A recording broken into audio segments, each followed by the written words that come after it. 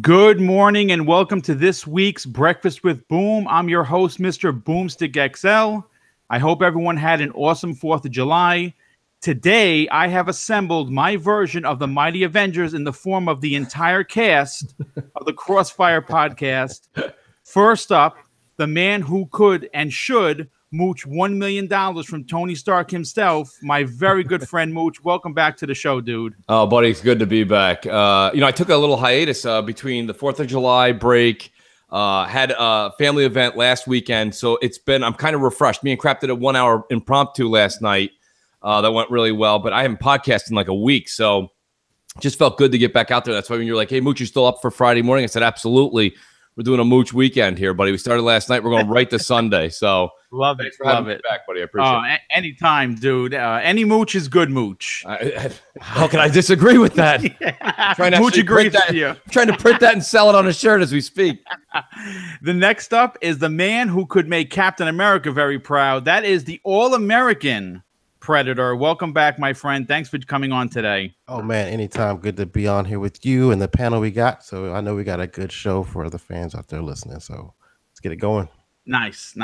Following him, our inside man and master spy behind the scenes when it comes to developer info on the dark web. That is, of course, the Don. Welcome, dude. I appreciate you coming on the shows today. Man, he made me sound creepy as hell. Well, listen, for he's not creepy, folks. He's a good dude. No, and divulging things that I'm not supposed to. Everything I talk about, I'm allowed to talk about. But that being said, it's good to be with you guys this morning. I don't, outside of Crossfire, I don't think I ever get together with this group. So it's kind of nice because I can't always make it to Crossfire. So it's good to be here. So. Well, listen, I definitely appreciate it. And plus, having a developer like yourself who does have inside knowledge and, expertise when it comes to putting the game together, your opinion is always valued. And last but certainly not least, the man who could lull you into a false sense of safety and then tear you apart limb from limb, our Incredible Hulk, Clowns. Welcome, dude.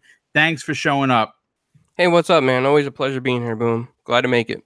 No, thanks, dude. You got here right in the nick of time. Well, listen, it's the summertime. Obviously, we're all attacking our backlogs. That's what you normally do because, there haven't been that many releases. And, of course, when it comes to putting a show together, it's always tough because you really kind of got to dig for information. But today's topics, I think I really grabbed some headliners. But we're going to start off with something that, we're going to start off with a moochism. And that is nostalgia is a hell of a drug. And I'm referring to Rare announcing Banjo and Kazooie 20th anniversary items being added to the Sea of Thieves. And of course, that's not the only thing they said. So before we break down with the panel members, I just want to read a tweet from them. This came directly from the Twitter account of Rare. It says, happy 20th anniversary, Banjo and Kazooie. We can't promise you a brand new game just yet, but we have been busy arranging some sweet tie-ins and celebratory Bear and Bird merch for a grand unveiling this afternoon. We'll have to. So this was I think at the end of last week or early this week. First, my take from it is that they're not announcing in this tweet that they're doing a brand new Banjo-Kazooie, but they use the word yet. So, Mooch, I'm going to go to you first. Now, when you hear that, I know this game isn't for everyone, but it's for me. I'm excited because I've always been a big fan. I think it's important for the Xbox platform to have different array of games. Yeah. What does this say to you as a fan of the Xbox platform? I think you made a good case in your last two sentences there on why it should be there, but I'll tell you why this is a never was. To be honest with you, this is I just got done picking up and playing a couple minutes of the Crash Bandicoot stuff. This is that nostalgia thing. Boom. It's one of those things you love Banjo. I get it. People love Banjo, but I think you love Banjo from 20 years ago. That's the thing. You know what I mean? So I want you to think about when you say I love Banjo, do you mean 2018 or 1998? I mean, when is it we were actually loving this game? So Do I think it's nice to remember it? Yes. You know, I mean, look, we do it with movies. They do 20-year celebration anniversaries all the time, right? We're seeing it with Star Wars. You see it with Back to the Future. You see it with all these great classics. So to say that we shouldn't recognize it is not right. But to sit here and say, I can't wait to jump at a 90-degree angle and probably fall to my death 65,000 times and not, you know, it's not that fun. It's really not that fun. I mean, I'm playing Crash through right now, and I'll be honest with you, I'm sitting there and I'm like, those were the games we had at that time. And boom, I'll give you another example, not to pick on Banjo. Okay, I got the SNES Classic. Go downstairs, pop it on, play a little bit of Super Castlevania, which is one of my favorite games. You know, one of my favorite games of all time. But I'm sitting there playing it, and as I get like 2-3 levels deep, I'm like, you know, I could be playing Far Cry 5. You know, I mean, maybe I should put this memory back in the vault. You know, it's like, I kind of think that we're at a point right now, and I think now, I've been saying this for 4 years, right? We've got a couple of great punchlines out of it. But I mean, realistically, I think all you guys kind of see what I've been saying now over the years. It's not that we ever want to forget our past. Once we forget our past, we're not who we are today. But, you know, sitting here being like, you know what I wish we'd do? Let's remake everything from the 90s. No.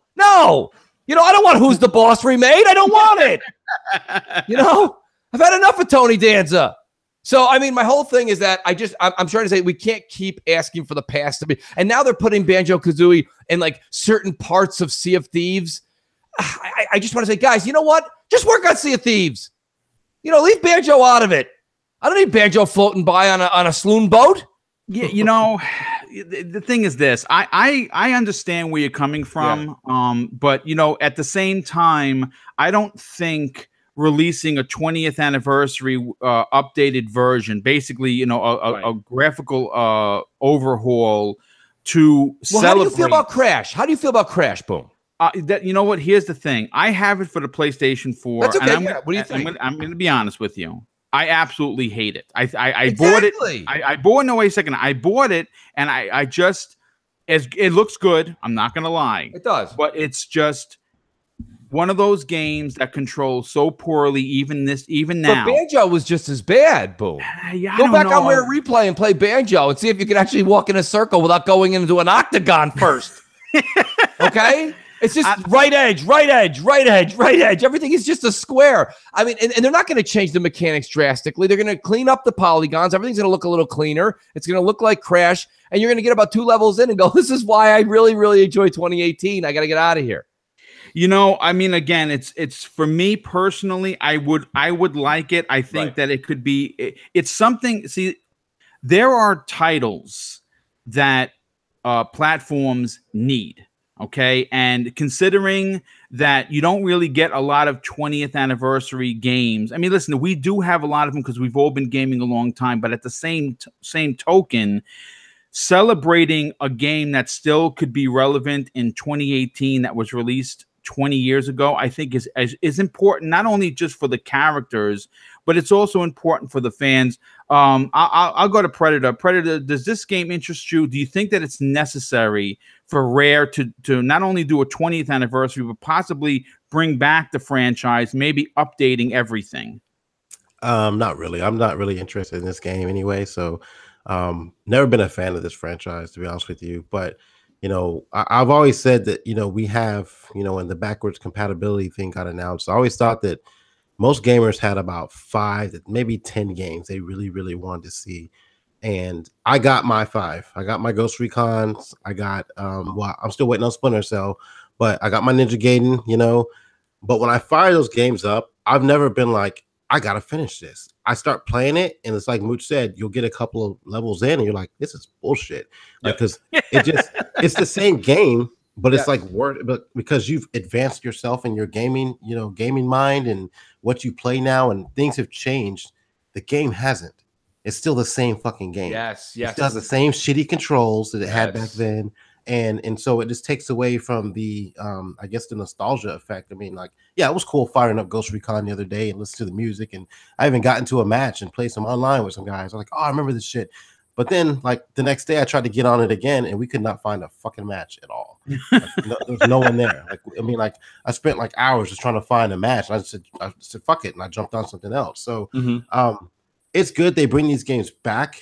I don't like that they charge us for it. So in some cases, like, if you already have it, you're good. But like, You know, Crash being $40 is to me personally, it's like highway robbery. Yeah, I mean that game. You know, they splashed some paint on it, but the mechanics are the same. Yeah, it is. It's a poorly controlled game. It really is. You want to charge for a game like that? You charge $10. What you do is your quantity will go through the roof. You'll sell a lot more of them for $10. Okay, well, than you I look did at it this way: if you're gonna do a remaster and charge people for it, remaster all the games on one disc, not just one game at a fucking time. That's just that to me. It seems like more of a cash grab thing. Like we were talking off air, and I'm like, you know, it would be nice if they did a Ghost Recon collection. You know, and I can get all the games on there on one disc. I'd pay for that, you know, if I really wanted it bad enough. But like to nickel and dime me, like they do with the Call of Duty series, like, oh, we're gonna make this, we're gonna remaster this, and we're gonna remaster this little section here, and we're gonna do this little bit right here, but we're not gonna put the multiplayer in it, but you can play the full story, or vice versa. I mean, like, if you're gonna do it, just do it. That's why I'm so happy that we're doing this forward and backwards compatibility thing where it's not an issue anymore. Right. You know, we'll deal with this for a few years, a few generations, but like, you know, everything prior to, I guess for at least the Xbox guys, we can get everything backwards compat now, you know, right? Mostly everything anyway. 360. I mean, they have hundreds upon hundreds of games backward compatible. It's crazy. Yeah, so I don't really think the need to do remasters is still there if we can still do that. Well, look at it this way too, though, Pred. Let me just say that there's a fine line here too, because there are certain remakes, remasters, redone, however you want to call them, that are being done properly, and I'll hit one of Boom's wheelhouse here. Okay, Resident Evil 2 is being done the right way, and that's what Boom was saying. That's what Pred's saying. You want to charge for this? Put the new engine in place. Take some time. Put some people on it. Then charge me $40, $50, $60 for an old game. Guess what? I'm standing there waving the money in the air. See this Crash and this Banjo, and you can even hear it. If you guys remember what Boom did when he read that one-liner or two-liner from Rare.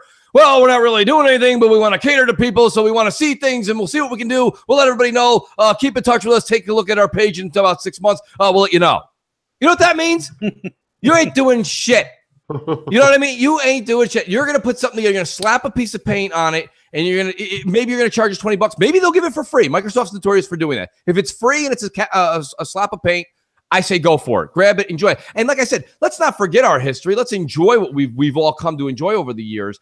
But like Resident Evil 2 is doing it the right way. Yeah. That's how you do a remake. You want us to come back and enjoy something? Make this thing feel like it's today, but it's the same game as before. That I'm okay with. That's reliving something. This is just, you know, it's literally like, look at anybody here who's over the age of 30, okay, knows that a lot of your old family photos and stuff are on either slides or that old millimeter tape that just like, you know, goes around and around. Microfiche. Yeah, exactly. So, and don't get me wrong. If anybody says to you, do you like that? You're like, of course I like that. That's my family. It's my history. That's wonderful. But you're not sitting there putting 2, 3, 4 hours into those memories. You're not. You're just holding on to them for who knows what reason. So it's the same thing here. If you're not going to put the time into making, now, if you take those same family videos, right, and you put it on a DVD, people watch them all of a sudden. Yeah. And that's my point. Put the time, the effort, and the money into making something that was a beautiful thing back in your memory, what it can be today, and people will enjoy it. This slap of paint on it and charge it $40. It's just now we've done it so many times, we know what we're getting, and we're all guilty. Me too. Guilty as charged. But Crash was a complete letdown for me as far as playing the game, because it was I'm sorry I bought it for the PS4, but you know, it is what it is. Don, I'm going to go to you, brother. Is it important for Rare to eventually revisit the Banjo-Kazooie franchise? It's not important for them to do it.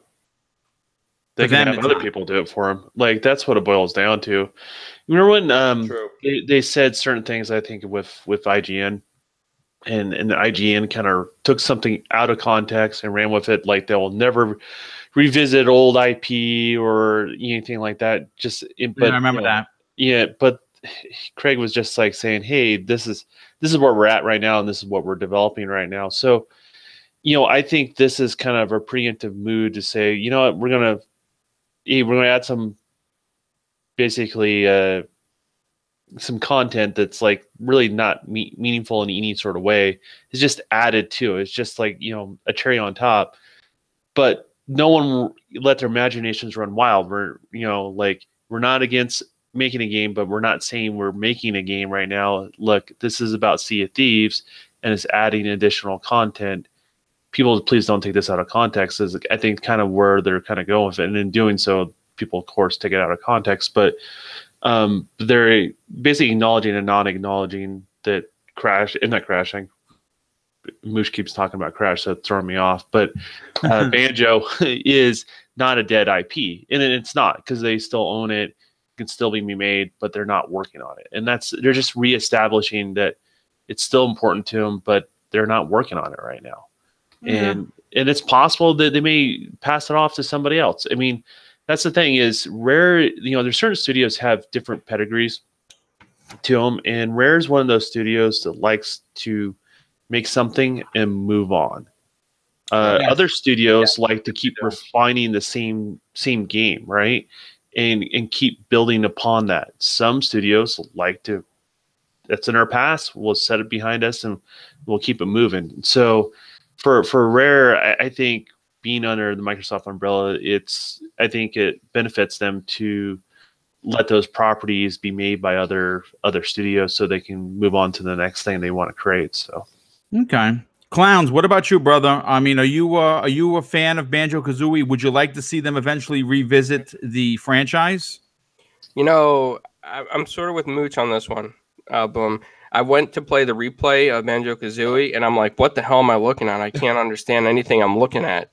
And I spent like 2 hours going in circles trying to get up a mountain.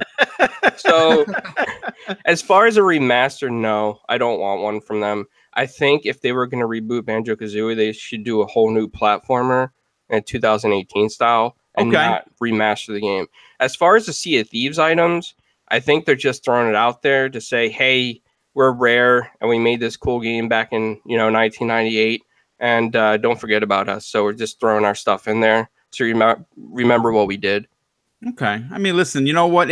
I'll put it to this way. I like revisiting older titles. I do absolutely agree that, for me personally, I would love a fresh coat of paint on the original. I was a big fan of it, so I would play it. If it was done in the way of, I hate to say Crash because I really hated their controls, but I really would like to see them do something with it. But at the same token, I would also like to see them just make a brand new Banjo-Kazooie in 2018. Listen, we'll move on to the next. We'll move on to the next topic. Okay, I bring up movie stuff every now and again when it incorporates into our daily gaming. And the next topic is Netflix is testing a new, more expensive Ultra subscription that costs $17 per month, but it includes all of the 4K goodies, including HDR. And tons of other enhancements for your viewing pleasure. I'll go Mooch because he's really into the services. Is it you're interested, or is it a no from me, dog? Well, it's piqued my interest. I wish we had a little bit more than just more advanced services and a higher def resolution. I don't know. My whole thing is I got to know what I'm getting out of it. If it's just the 4K stuff, I'd probably say I'm out. Okay. I don't want that. But I mean, a month is pricey, dude. Now we're getting, the closer you get to $20, it becomes like a monthly bill. Let me just be very, very clear here. So when it comes to and you'll appreciate this, Boom. I know a lot of people on the panel might appreciate it, but I know that you like the game, the movies that I like. I like the action adventure, Marvel, DC. I like those kind of movies, right? So I'm either doing one of two things with those these days. I'm either buying the Blu-ray in 4K, or I'm buying it on Xbox's. They're owning it digitally, basically through them, and it's Ultra HD. So movies that I give a crap about, I either own the disc or buy digitally in a 4K presence. Anyway, I'm really your worst Netflix. I am a Netflix customer, but I'm the worst one. I watch like just stuff to fall asleep at night. I'll throw Netflix on maybe once every 2 weeks, right? I'll put something on that I don't even care about deliberately, so I fall asleep. I put the timer on the TV for 15 minutes, go on. I watch about 28 minutes of Netflix a month. I'm not that customer. So to say that I'm only going to get a 4K output for that much more a month, it is a no for me, dog. Now, however, where you can get me back is where that vague statement starts and they didn't really end. You get these options and this option and advanced this. When they better define those advanced options That's when I think everybody should kind of take note and sit down and take a look at it. And for that much more, Boom, okay, for almost $10 more a month, most people are paying what, $8.99, $9.99 to go up that much. You got to offer more than 4K. I'm sorry, because who wants to see Friends in 4K? Okay, who cares? I don't think they even filmed that show before. No, they didn't. That's my whole point. You know. Don, I'll go to you, brother. Is this something that you would be considering if you're a movie connoisseur, or it's like, nah, just another bill that I don't want to pay? Yeah, just I like to consolidate stuff and start not make a mess of my life. And so anytime the bills start getting more and more, like, you're always looking for a way out. I mean, how many times do you get a commercial from insurance companies telling you, hey, you switch to us, you save this, right? Well, why did it, like, switch to this so you'll pay more? Yeah, you get more, but like, Netflix is a subsidized service for, I think, for most consumers for a certain degree. Like, you know, I probably watch more than Mooch, but at the same token, like, you know, if it's something I really care about, I want the best possible experience, so therefore I'm going to buy the 4K UHD Blu-ray.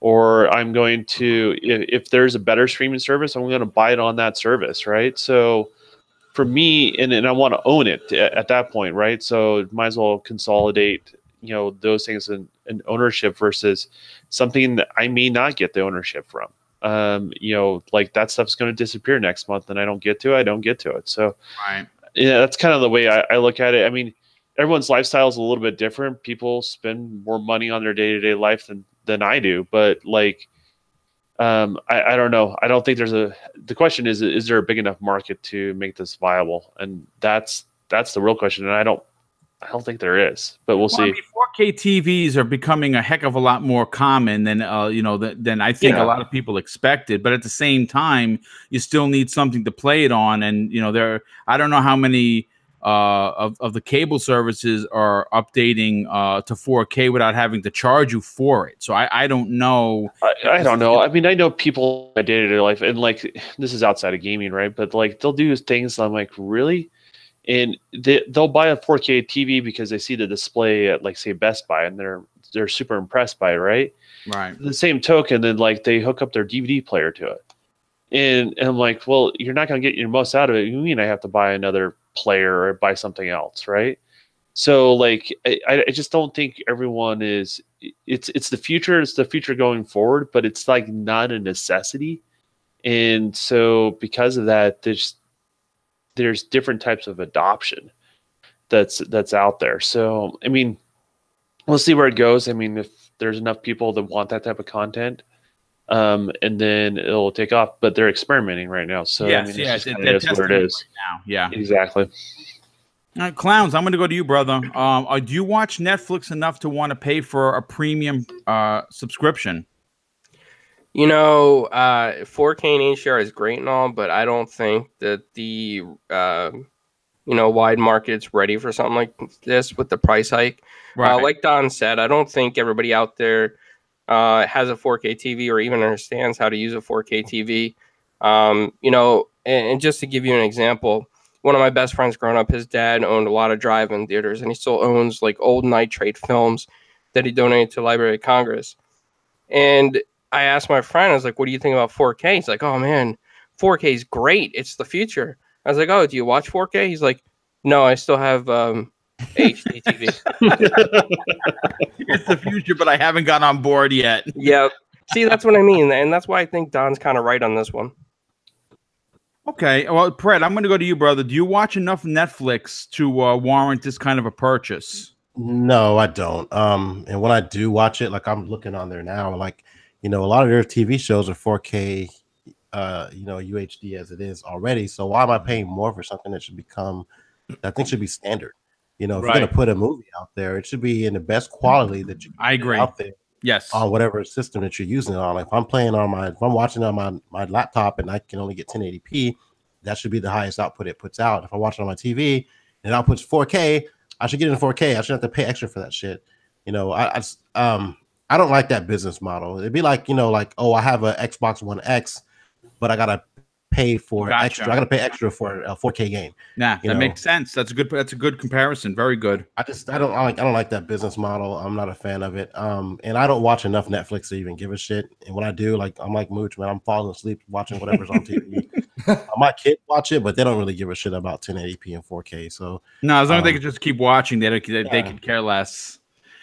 All right. Well, listen, I don't know. And I agree with you, Pred. That's actually a really fantastic point about if you have the ability to watch it in the higher definition, that shouldn't be charged. And I'm wondering how long people are going to pay for it. And this upcharging for 4K stuff that we're seeing in certain instances. Like, look at Microsoft, right? They're taking a lot of our old games and up-resing them now for free. Yes. Right. Yes. So when you see Netflix saying this, or you see other people charging you for it, you've got to stop and scratch your head and say what Pred said is right. This should be natural progression moving forward. Yep. We shouldn't have to pay for this. This is almost like the old. You guys, you're going to laugh when I say this because we don't talk about it anymore. You guys remember cell phones not that long ago? Okay, with the minutes. Yep. They're charging us for minutes. That's a joke. That was something they made up as their own, like, I'm using the word monetary. Okay, they made their own monetary kind of system up where you were purchasing minutes. Yes. And that's completely ridiculous. It was kilobytes of information going through on a text. Give me a break. You can only do 10 texts a month. Go ahead. Here's the thing, Mooch. So, like, what drove that down? Competition, right? So competition continued to drove that down to, if everyone started going to where we're at today, where we go, this is complete nonsense, and who would ever have that business model going forward? The problem with Netflix is it should have more of a competitor. Hulu is not as big of a competitor, and we need something to be more of a competitor. Yep. To make sure we're not holding to that type of business model going forward. And this also leads back, and I'm going to lead back into games.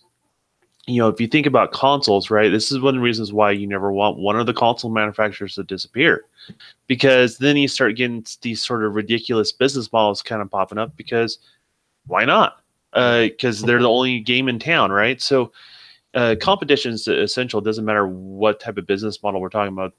Essentials like a phone, or entertainment like Netflix, or entertainment like gaming. Competition needs to be around. Otherwise, people just get silly, is what it boils down to.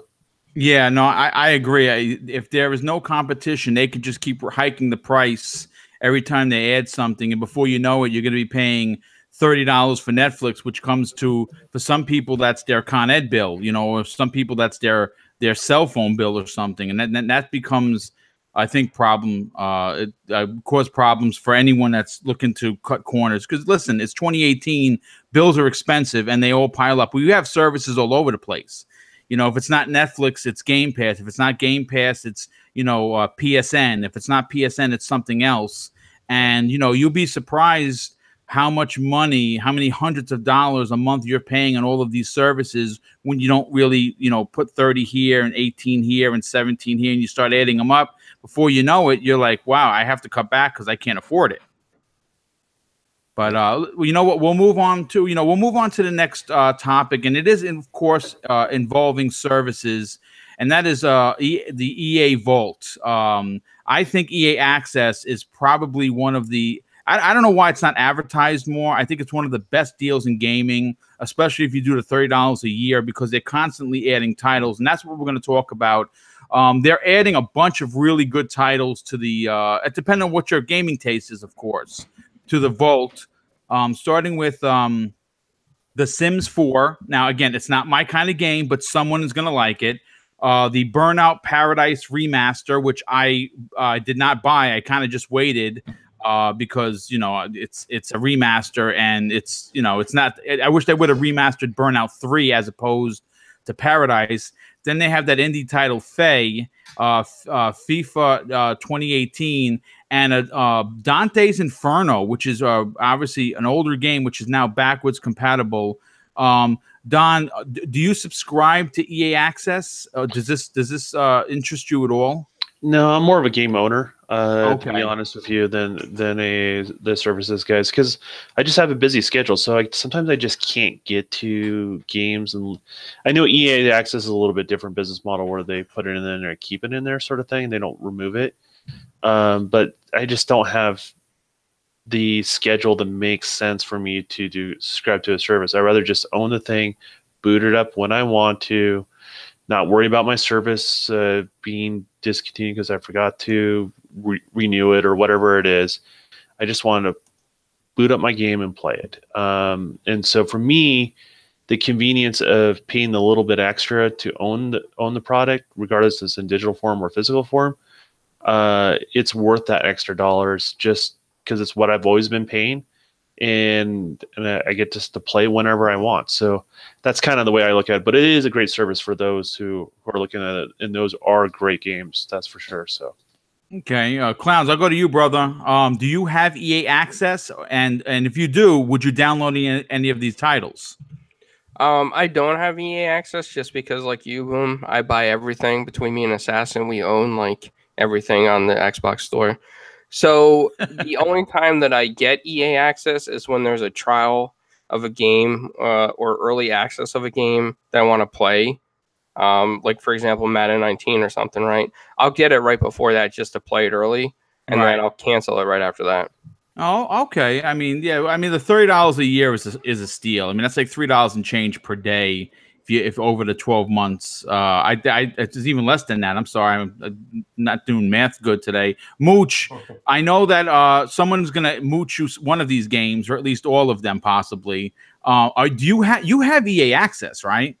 Well, so I got it when it first came out. Okay, but it's been long since removed from my Xbox. I mean, look, I'm just finally starting to semi come around on Game Pass. And I don't think Game Pass is something that I can say will be consistently on my Xbox. But listen, they just gave away Game Pass 12 months for $59 over the E3 weeks. Crazy. Listen, crazy. The 100 games that'll go in and out of there, forget the Microsoft exclusives. I'm going to be owning those anyways. But the other 96, 92 games that are going to be in there that are going to go in and out and fluctuate, to me personally, that may have some value. We'll find out. For $60, I certainly couldn't argue. Now, $30 is not a lot, but to limit it to EA, I'm only really playing Madden these days in the sports world. That's pretty much all I'm playing. So, and I usually buy it, if at all. So, all right, there's that. That knocks that out. All these other games from EA, I either own them or I'm not going to play them for long. So, for me personally, EA Access, they can keep pushing that as hard as they want.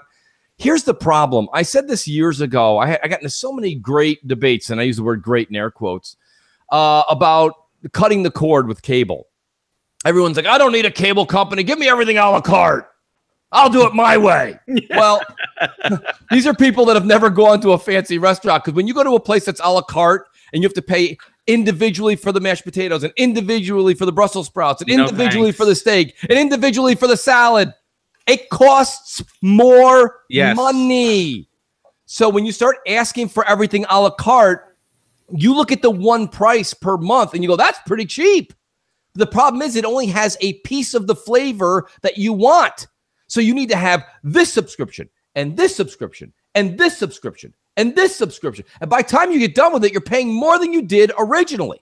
So the reason the cut the cord thing, that everyone rants and raves about, where weather is beautiful 24/7, 365, is not for everybody. And the same thing goes here. 30 for EA Access, 120 for Xbox Game Pass. There's going to be another company that comes, Ubisoft, they're all going to have their $30, $40, $50, $60 a year. They're all going to do this. Everyone's going to do this. Nintendo, they're all going to have it. By the time you're done, you're $400 in, and you don't even know what game to play. You're like, I got everything. So you're paying $400 to say you got everything? Congratulations. You might as well just buy a shirt for $3 that says, I play everything. It doesn't. So my point being is we all say we want. You got to look at what you're actually doing and then see if that value, does this make sense for you and your wallet? And I think a lot of these a la carte stuff, boom, it's not going away. It's all just picking up right now. Yeah. But I think you'll see it's the reason that you're seeing State of Decay 2 sell so well and Game Pass didn't affect it is because not everybody's falling for these subscription-based cut your cord, or in this case, don't buy the game, just rent the demo forever. It's like, all right, people don't like that. People like ownership.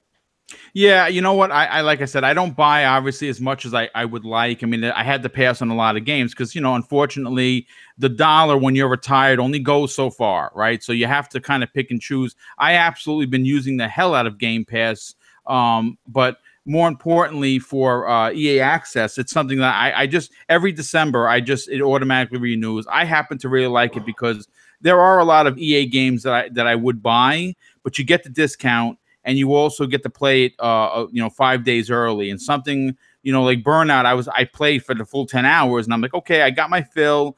I'm not going to buy it, but I'm going to wait for it to come to the vault. And sure enough, here it is. Pred, do you subscribe to EA Access? I do, and I'm going to tell you why. My son is here for the summer. You have kids, so yeah, for sure. So instead of buying all these individual games for them, and I have 3 of them that are here right now, they're all teenagers. I buy EA game. I get Game Pass and EA Access for about 3 or 4 months during the year, and they can play anything they fucking want. So that makes sense for me. Instead of having to go buy individual games, like right now, my daughter's playing Sea of Thieves. My stepson has been playing Battlefield 3, I believe, and that's it. And they're happy with that. Instead of me buying all these games every year for them, I just get that subscription for the 3 months they're here, and they can pick and choose what the hell they want to play. So here's where I throw the wrench into the system, though. Pred, and me and you are in the same boat, right? Kids do the same thing. Like you show my son, and I go, hey, here's Game Pass. Here's 100 games. And he looks at them all, and then he's like, you know what I want? And then he'll mention again it's not in Game Pass, right? So immediately, the minute that he wants this other game, and you guys fill in the blank in your own families, okay? You guys fill in the blank for whatever your kids asked you for that's not in these subscription-based models, okay? And all of a sudden, now you're 120 out, and then now you're another 60 out. So myself personally, if the kid's not going to use the 100 games, you're better off just going to buy the $60 game and let him play that for 200 hours.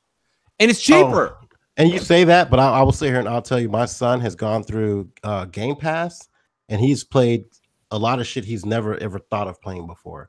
But and I'm sure Brad, that's like, out of that. But that's the equivalent in gaming of saying you're going to eat your asparagus, your Brussels sprouts, and your meat, or you're not leaving the table. Okay, because what you did was you said these are the games you're going to play, and then you gave them the stare down. Okay, so what happens is these kids, they don't know any better. They're not like, well, screw this, Dad. I'm just going to go get a job and show you're wrong. No. Well, keep in mind, I do buy a lot of shit too. I mean, I buy my games we are in an unusual situation with these conversations because we do own majority of the games. But I'm trying to speak for the general public that once, you're a dad. You're not a YouTuber, right? You're not on Twitter. You're not talking about games 24/7 like we do. And you're sitting there and you're a dad, you're a mom, and you say, hey, I just bought Game Pass for you, son. The kid's like, this is great. This is great. I love it. 2 days later, hey, you know what I want? This game. And it's $60 and it's not on Game Pass. You're like, oh my God, what did I buy Game Pass for? So that same kid's also asking for a game that's not even out too. So like, let's true. Let's be honest. They're always going to be like that. Like, I don't know. The value is there. It just, I think you nailed it earlier there, Mooch, is like people have to look at these individual situations and see what works for them. I mean, that's what these companies are. They're trying to find all the opportunities to sell to different types of customers.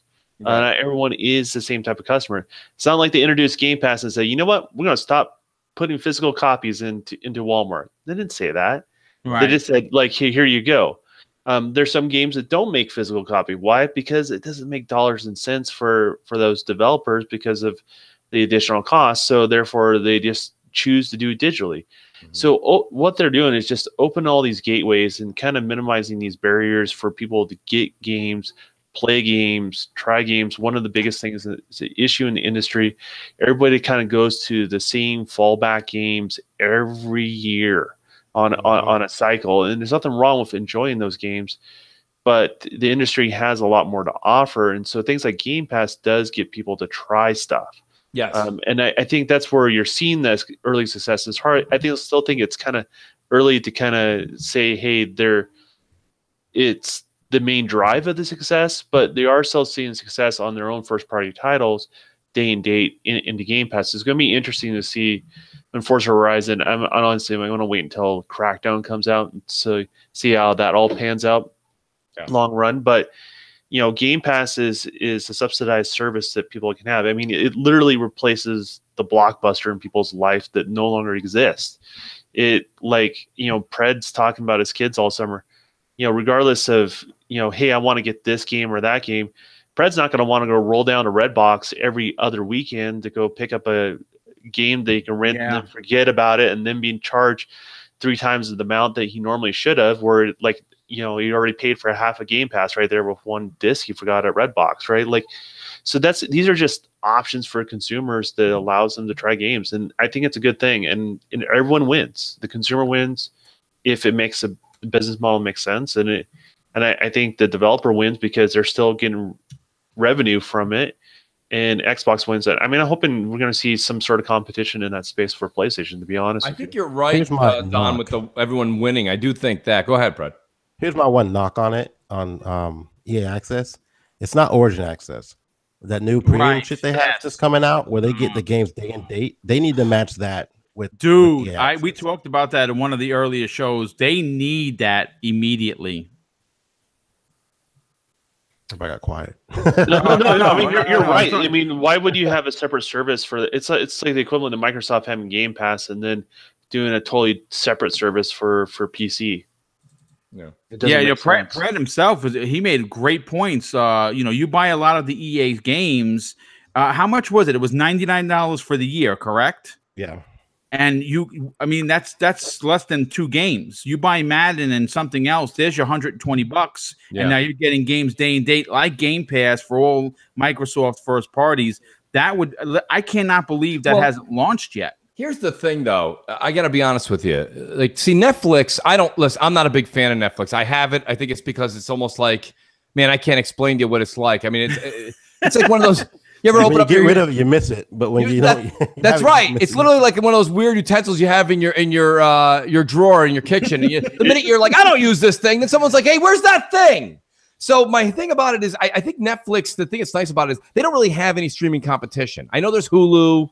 Okay. Yeah, I got that for free. That's garbage. It's garbage, and it doesn't do what Netflix does. So Netflix, even if you like it or you don't like it, Netflix has a niche, right, where it belongs. It kind of belongs, even if it's like for me and Pred, where you use it just to fall asleep at night. All right, fine, whatever. There still is a need there. For $8 a month, you can deal with it. The problem is Game Pass only has a sliver of what I want, and EA Access has a sliver. And soon Ubisoft is going to have a sliver. And it's like, do I need to buy all these? I'm going to go back to the old-fashioned way and just buy what I want, because I don't need to have access to 600 games at all times. I'm having a hard time with the backlog I got getting through the summer, and I own them all, let alone the 150 that are going to be hypothetically, in my virtual inventory. Yeah, it's true. No, it's true. I think a lot of people are going to have a hybrid model for themselves, right? Like they're like, okay, I mean, maybe I'm a Game Pass subscriber, and then I'll buy the select games that are not in Game Pass, and that makes more financial sense for me. Same thing with EA Access. There's some people that play sports games, or there's a few select games I play on EA, but I don't play any sports titles. So EA Access doesn't offer me a whole lot. I'd rather just buy the games that they offer that I do enjoy, and then keep it moving. So I think a lot of people, I don't see a world where I know somebody that owns every single service, and maybe I'll be wrong on that one, but you're right. There's a lot of services coming down the pipe, and I just don't see everyone owning it, because I don't think any publisher realistically has everything that what a gamer really wants, to be honest with you. So they are going to be divided. So it has to be like a unified service that brings them together, versus the individual companies kind of separating themselves, to be honest with you. So I don't know. We'll see where it all goes. I mean, everyone's looking at different business models, and just be a smart consumer. Just invest where the time makes sense, and if they have the content that you want. You know what I mean? Yeah, no, that definitely makes sense. I mean, look, again, there's only so much money. Even if you have a job that pays you 6 figures, you don't want to have 17 services to be monitoring each and every month. I think at a certain point it gets ridiculous. But we're going to go on to the next topic, and this should be interesting. I'm very interested to hear what the panel has to say. A new Call of Duty job listing popped up on Tuesday, right before the holiday, and it was kind of hinting.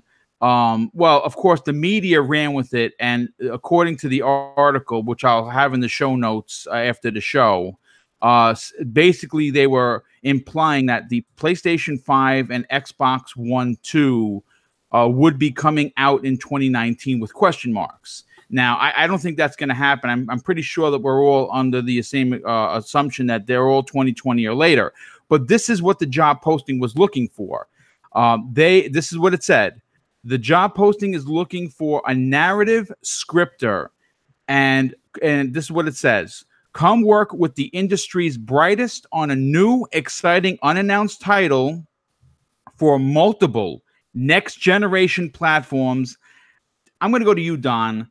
Does this indicate possibly an early release of the Xbox 2, PlayStation 5, or this is not next year's Call of Duty? This is one from 2 or 3 years in advance.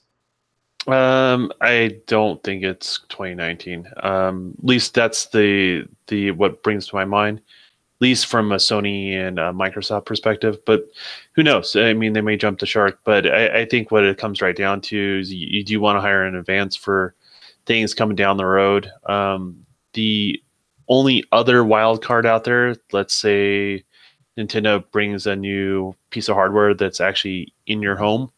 I think a lot of people forget about Nintendo, and they don't really consider the latest console basically a home console or a handheld. So, they kind of leave themselves open to do something new in that space as well. So, I wouldn't invest too much order. We all know the products are coming out. I know the dev kits on the Sony side at least are not ready in regards to that. They're just fake PCs. I mean, not fake, but they're PC specs that people are kind of roughly building around, that things are going to change and things are going to evolve. Hopefully things will get better from what I'm seeing. But I think everyone's just kind of just jumping the shark a little bit on this. And I'm going to agree. Don, it's good to agree with you on this one here, because I think 2020 is what we're looking at. You'll agree with that or beyond? Yeah, I mean, and this is maybe just diving too far down the rabbit hole. I just look at where chipsets are and stuff like that. And we need them to shrink. It's what it boils down to take advantage of more power. I mean, that's just how it always works. Realistically, they're going to shrink on the high end level, and the next thing you know, they're going to be the big thing that kind of offsets costs is cell phones, believe it or not. So there's so many cell phones that are on the market that drives the cost of manufacturing chips, even though like the console chipset is totally different than your phone. Yeah, but it's the fabrication process. It's the manufacturing process. People, they don't really understand that. That does drive it. But I mean, not getting non-technical here, or not getting into the manufacturing end of it, just the enjoyment side of it. Let's be honest, guys. I mean, right now we're seeing something kind of something massive happen here. You're seeing a lot of games, a lot of developers all saying that 4K. And I understand, Don, you can get into a little bit of how the trickery would work with some of the 60 frame stuff that they're going to be doing on the X. But the fact that we're going to get 4K 60 on certain games, or even 4K 30 on games now locked. I mean, we have a bright future leading up to these next gen consoles. It's not like we're sitting here stagnant. And even if you're able to get something that has ultra settings on a PC, but it's dumbed down to 1800p or something like that, these are things the X can handle to a certain degree, right, Don? So I mean, I mean, here's the thing: I don't even think the base consoles are even hit their glass ceiling, to be honest with you, because we're so focused on pixel fill rate, which was the dumbest thing early on in this generation. But now that we're not focused on the base consoles, we can just do whatever the hell we want with them, right? And so, like, this is the reason why I'm not so like, hey, it has to be this frame rate or it has to be this pixel count. Like, let's take those shackles off, because there's a lot of other things we're not exploring as well, right? And I think with the X, like, there's a lot of things we haven't explored, and it's, frame rate interpolation is one of those things. Locking the frame rates at different frame rates instead of, it doesn't have to be 30, it doesn't have to be 60, it can be other things, right? So there's a lot of things they can just play around with. You just kind of let the developers kind of see where they can take it, and just let them impress you is the way I look at it. And next consoles, I think it's be great, but like for me, pushing it back will help with us getting more CPU stuff that's more powerful. And the problem is the CPUs that we have today, I think that we have in the PC space, people keep bragging about them. I think they're awful. They're absolutely awful.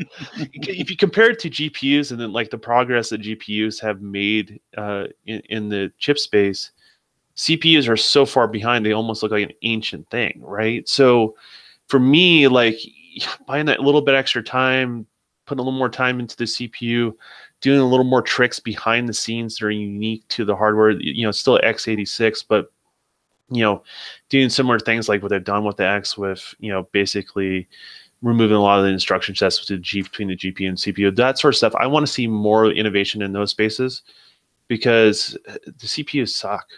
They just simply do. It's one of the reasons why I think, you know, the hybrid model of cloud computing is essential for your console that's underneath your television, because CPUs they're just awful. And, you know, I look at today's CPUs like people look at Jaguar cores now. Like, they're just not good enough. Yeah. Right. Mooch, yeah, I'll let you continue with your point. You know, we've talked about this on numerous shows. You especially on Xbox Nation. You and Crap have gone back and forth on it. 2020 or later possibly. But this job posting, you know, obviously Activision has 3 Call of Duty studios working on games. It's their moneymaker. You know, and so here's the thing, though, Boom. And I said this last night when me and Crap were doing that quick impromptu show. Basically, this is the HR department that's putting these PDs out there. You know what I mean? They're putting out these the personnel descriptions. And when these things go out, this person in HR, they may be working for these companies, but they're not gamers. You know, they're HR people. You know, they're looking forward to happy hour on Thursday at 5. You know, so they make mistakes. It's probably a typing mistake. They read it. They're looking at what they were given to type up and put on, you know, the LinkedIn site or whatever it's got to go to for the job description. And they probably just said, gaming, or, you know, might have said something like, you know, to be useful on future gaming systems. And maybe they just wrote, and current. Like, it could have been just a mistake. If not a mistake, it's just an oops. You know, there's an oops somewhere. You know, the game of telephone, it happens when you're talking about these big companies. So listen, I think that's just a fluke. I think that's just an odd thing that came up. But I think realistically, everyone put a lot of money out. I can't wait for new hardware. But we just put all this money out for the Pro and the X. Yep. So myself personally, and now that I'm seeing things like when Rod Ferguson comes out and he's like, "Well, you're going to be able to play Gears in 4K 60," or, you know, whatever they're coming out and they're making these really, really lavish statements. That's great. That means I'm not in that much of a rush to jump in the next generation, because next generation, right? Yeah, we've got that currently. And if you don't right now, if there's people right now, there's a lot of people I've been gaming with, playing Destiny 2 and stuff. And they're like, "Well, I'm still using the day one Xbox." I'm like, "Buddy, you gotta jump up." You know, I mean, like, you're that thing. Literally, that thing in a little while, you can glue like 4 legs on it and use it as a coffee table soon. Right? It's a little coffee table, right? It's big enough that you can use it for your kids. But I mean, you should go and get the value. If they're going to give you $70 for that thing right now, go get an X. Yeah. So what I've been saying for a while, and I don't think people have been picking up on it, is next generation has already started. Right. People just haven't realized. So in a world where the consoles, there's Microsoft's claims that are done with console generations. If that's 100% true, they've already started their version of next gen with the X, right? It's not the leap that maybe some people expect, but the leap is still there, right? From what we were previously playing. So they have moved on. They're talking about the next thing after that. So they're even talking about the generation after, right? So in the generation after that, like, they're committed to continuously pumping out new hardware. And realistically, I just really feel like we haven't hit the glass ceiling graphically out there yet. Trust me, we haven't. And I think ray tracing is the one piece of the puzzle I didn't think we were ever going to get on hardware, and I was wrong there. So that I'm glad for that. But adding that to the puzzle does complicate things. That glass ceiling is raised a little bit, if that makes any sense, right? So yes. So what that means for us is, everybody's going to be in and out as far as these different iterative consoles at different steps. Like, everyone here on the panel probably going to get the Scarlet and the Scarlet after that, right? Like, we're going to go for it, right? But there's some people, I guarantee you, they're just not going to care. They're going to be like my in-laws that still have a DVD player. Like, no, you're right. Like, they don't care. And they're gamers, right? Because they're a different type of gamers. So they maybe just don't care about that. As long as they're playing, they're having a good time.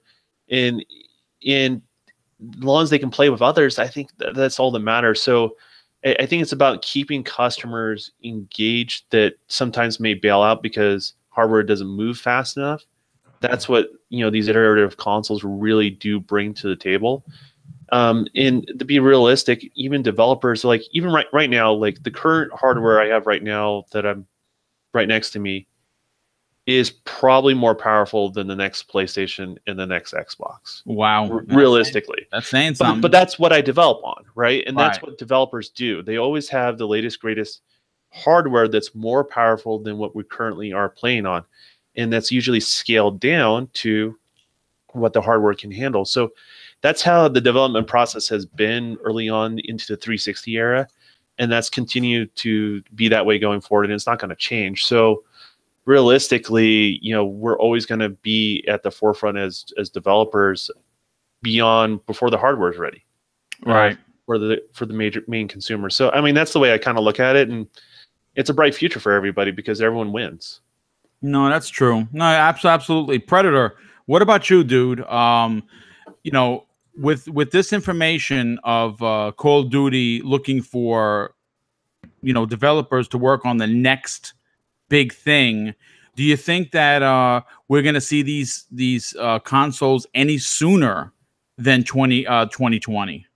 I certainly hope not. I mean, I just bought a $500 console. I don't want to buy another $500 console. And I don't think maybe 2019 they may do like they did with the Scorpio announcement and just kind of I'd say a reveal of some sort. Yeah, but as far as releasing it that soon, I think that's a bit early.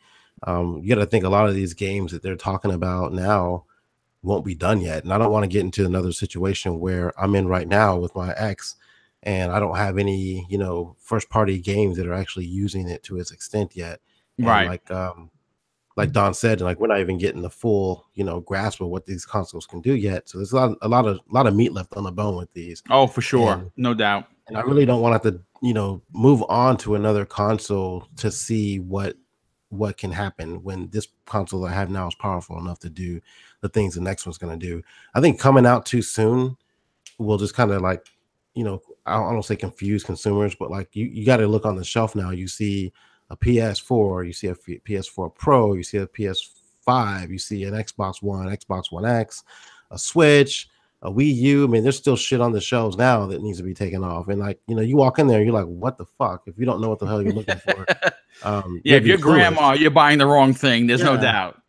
And I think 2019 is a bit soon. I agree. Yeah, maybe they're working on something next gen, but I don't think maybe in the context that we're looking at, they're necessarily meaning the game's going to come out in 2019. Maybe let me ask you this. So what is the right cadence for these hardware platforms to do? Is it 3 years? Is it 4 years? Like, Sony did it with 3 years with the Pro, right? X did it with 4. I mean, what do you want to see going forward? I think 3 to 4 is a really good slot. Because isn't 2019 3 years for Sony?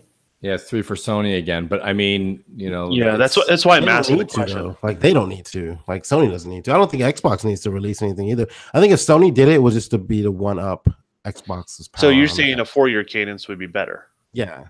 Okay. Yeah, that's my personal opinion. I think that's 4. Especially if you're gonna, because these consoles, next ones are not going to be cheap. You're not going to get one. For anything less than $500, I'd be surprised. See, the thing with a 4-year cadence, that's less time than what the typical generational leaps used to be, right? Right. But it's not like, it's still less time, but it's still not like the cell phone pace, which I think it's not going to fly with people, right? So, it's interesting. I always ask that question. There's no right or wrong answer. I just want to see what people think. Now, I would say if they go with a cell phone model, I think one of the reasons why the cell phone model works is because a lot of people don't just buy the cell phone outright. They kind of rent it. Yeah, basically, they have a plan, like where they pay on it as it goes, and maybe they keep that phone. Like I just got a new phone a while back, but the phone I had before that was like a Note 5.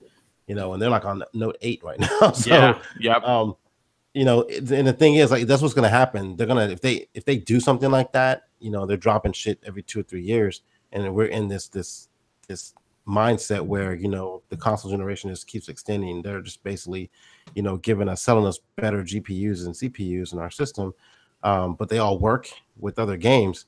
not only will you get market saturation of console devices, like, you know, people will just not buy them. They'll just say, I'll just stick with this Xbox One X for a couple of years, and I'll wait until 2022 when the next one comes out just to get better graphics and better, you know, resolution on the next games that come out. I can't see myself buying another console in 2019 when I just bought this X. I think I'd wait if it came out that soon. I'd wait a little while. Yeah, I think I agree with you, especially because we don't know. I think the system is still untapped, and it's not going to be fully realized for quite some time. Clowns, what about you, dude? 2019 too early for these systems, or do you just want a new system immediately? You know, I think right now, because we haven't even seen the full potential of these systems out here, I think 2019 is too early. I think 2019, late 2019 is going to be the announcements, and maybe mid 2020 is when we're going to see something come out. Yeah, I mean, listen, we listen. The thing is this, and this is no knock on the PlayStation Pro, because I own one, and quite frankly, their games look stunning. But we kind of know what we're getting with the Pro, right? It has its limitations, and even with its limitations, the games still look amazing.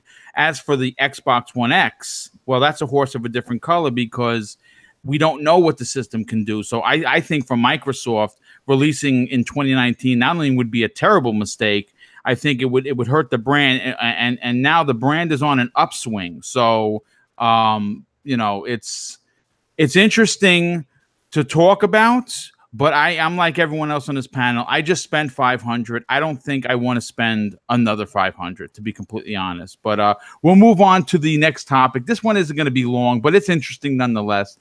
Last week, the internet nearly melted because there was a GTA 6 advertisement in game on GTA Online. Now, that has been already denounced by Rockstar. It was only available on PC, which you know that someone hacked it, right? So they got in there, they put the ad for GTA 6, the internet went completely apeshit, and of course, but we know it's a fake, so what, no big deal for the story. But here's the thing.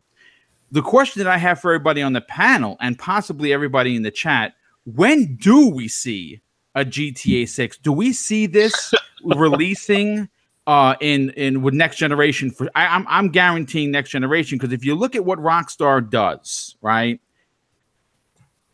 We have Red Dead Redemption 2 coming out. It's going to sell millions, there's no doubt about it. But that originally launched in 2010. So the original game had 8 years between releases. Now, if you look back to when GTA 5 released, that came out in 2013 for the Xbox 360 and PS3. So if they're going on 8-year cycles, which they're just continually selling the games like it's going out of style, we can expect GTA 6 in 2021, possibly 2022. Mooch, I'll go to you first, brother. We know this is a fake, but when do you think Rockstar will release GTA 6? Well, we know that they have a cash cow at GTA 5. This is it just broke 100 million. Right. Yes. So, I mean, the whole thing about it is look, I'm excited for GTA 6 because shame on me. The whole thing was GTA 5 came out at the end of last generation. Yes. Right. So I bought it. There was nothing really that spectacular, and my memory may be faded there, but I remember being very excited about GTA 5. So it came out, but then next gen consoles came out soon thereafter, and I was like, you know what? I'm just not in the mood to kick on the 360 when I have an Xbox One sitting here. So I just slowly gravitated away from GTA 5. Then they remastered it, right? And they made it for the 1 and the 4 and the PS4. And I did buy it. I bought it again. And I was like, we all did. I just kind of feel like, but I kind of felt like I missed the train. You know what I mean? Now there's other games, and I felt like that was still like a last gen title that they just up-res and whatever. You guys know the whole story. So I kind of missed out on GTA 5, and I think GTA 5 is an awesome game. And it's too late to go back to it now for someone like myself. I actually just started playing it again. I'm halfway through the game. I saw that. I listen, I'm very much excited for GTA 6. So when I saw the first blurb, I'm not going to lie to you, I was excited. I knew it wasn't real because Red Dead 2 is coming out in a few months, right? Right. So there's no way. There's no way.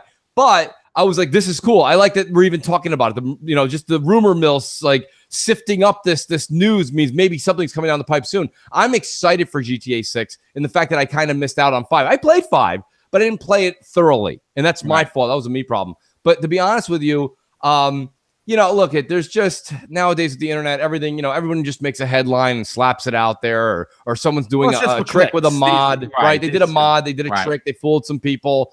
You snap it, you put it out there, it becomes viral, and all of a sudden, boom, you got a story. So myself personally, I'm okay with waiting for GTA 6 because I am a Red Dead fan too. Definitely like GTA more than Red Dead, but I like Red Dead pretty close. I think Rockstar, I think I could deal with either one of those titles. So long and short of it is, yeah, kind of bummed me out that it was fake, but we all knew it was going to be fake. There's no way it was going to come out a year after. Yeah, they're gonna milk this thing until there's no more that they can get off the bone. Right. No doubt. Clowns, I'll go to you, brother. Yes, it's confirmed. It is a fake leak, but it does get the internet talking. When do you think we're going to see GTA 6? Because, you know, Rockstar really likes to drag their heels, or more importantly, make money on games they already have out.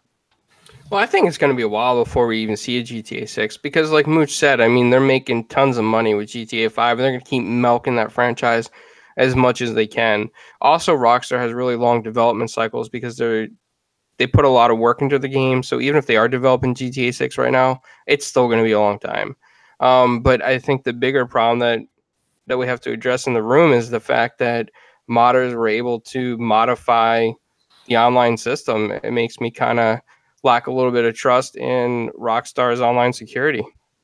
You know what? That's something that a lot of people are not talking about. That is a fantastic point, Clowns. Really, really well thought out. I didn't even consider that after all the research I did for today's show. That never crossed my mind. But yes, it wasn't on the consoles, but it was on GTA Online for their PC. So that does make you scratch your head a bit. Predator, I'll go to you, brother. GTA 6 2021, possibly as late as 2023, because we know Rockstar likes to kind of take their time. You might be right. I mean, I think maybe they launch it with the new consoles whenever they come out, but I don't know, man. I got GTA 5 as well. I didn't play through it as much as I should have.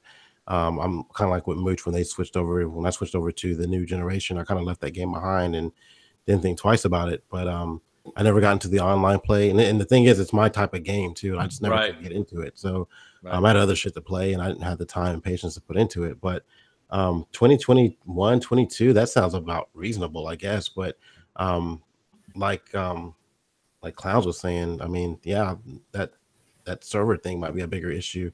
I don't think you'll see this. Now that I'm thinking about it, like they haven't even done 4K enhancement for this game yet. Right. So they'll, like you guys are saying, they'll milk this out as much as they can. When you see the 4K announcements come out, if they ever even do that, that's when you'll know they're probably thinking about moving on to the next the GTA 6. But right now they're just making money, man. They don't really give a shit. They can just sit back and pick their nose all day and still make money doing this game. So they really don't have a rush with it. With Red Dead coming out, you know, we'll see how that launches and how that goes. And it might kind of be determined off of how good Red Dead is and how long they can sustain that. You know, their life cycles, like you guys are saying, like what, 8 years? So, yeah, it's usually 8 years. It's just ridiculous. Let me say this. You know, you said you bought GTA. I'm telling you right now, everybody on this panel bought it 4 times, and you don't realize it because there's no way that 100+ million copies of this game has been sold, and you don't own 2 of them. I bought it for the 360. I bought it for the Xbox when it came out for the Xbox One, and I got it on sale. I don't know why, but I bought it for the freaking PS4. So I have 3 copies myself. So it's ridiculous. But I saved the best for last because Don, you laughed when I said that, and you being that you have a development background. When do you see Rockstar finally releasing GTA 6? When they feel like it. Okay, I know that sounds a little bit like a joke, but like Rockstar's earned that clout to do whatever the hell they want, as long as they eventually put out a product. And you know, I remember it was the last GTA before it came out. It was several, like, people expected that game to release for like 3 years before it actually did, and I remember them talking about like basically 2K just saying they're just basically stalling for Rockstar, and they were getting a lot of heat from investors and stuff like that. And Rockstar kind of just said, we're going to do what we want, and if you want out, then you're missing out.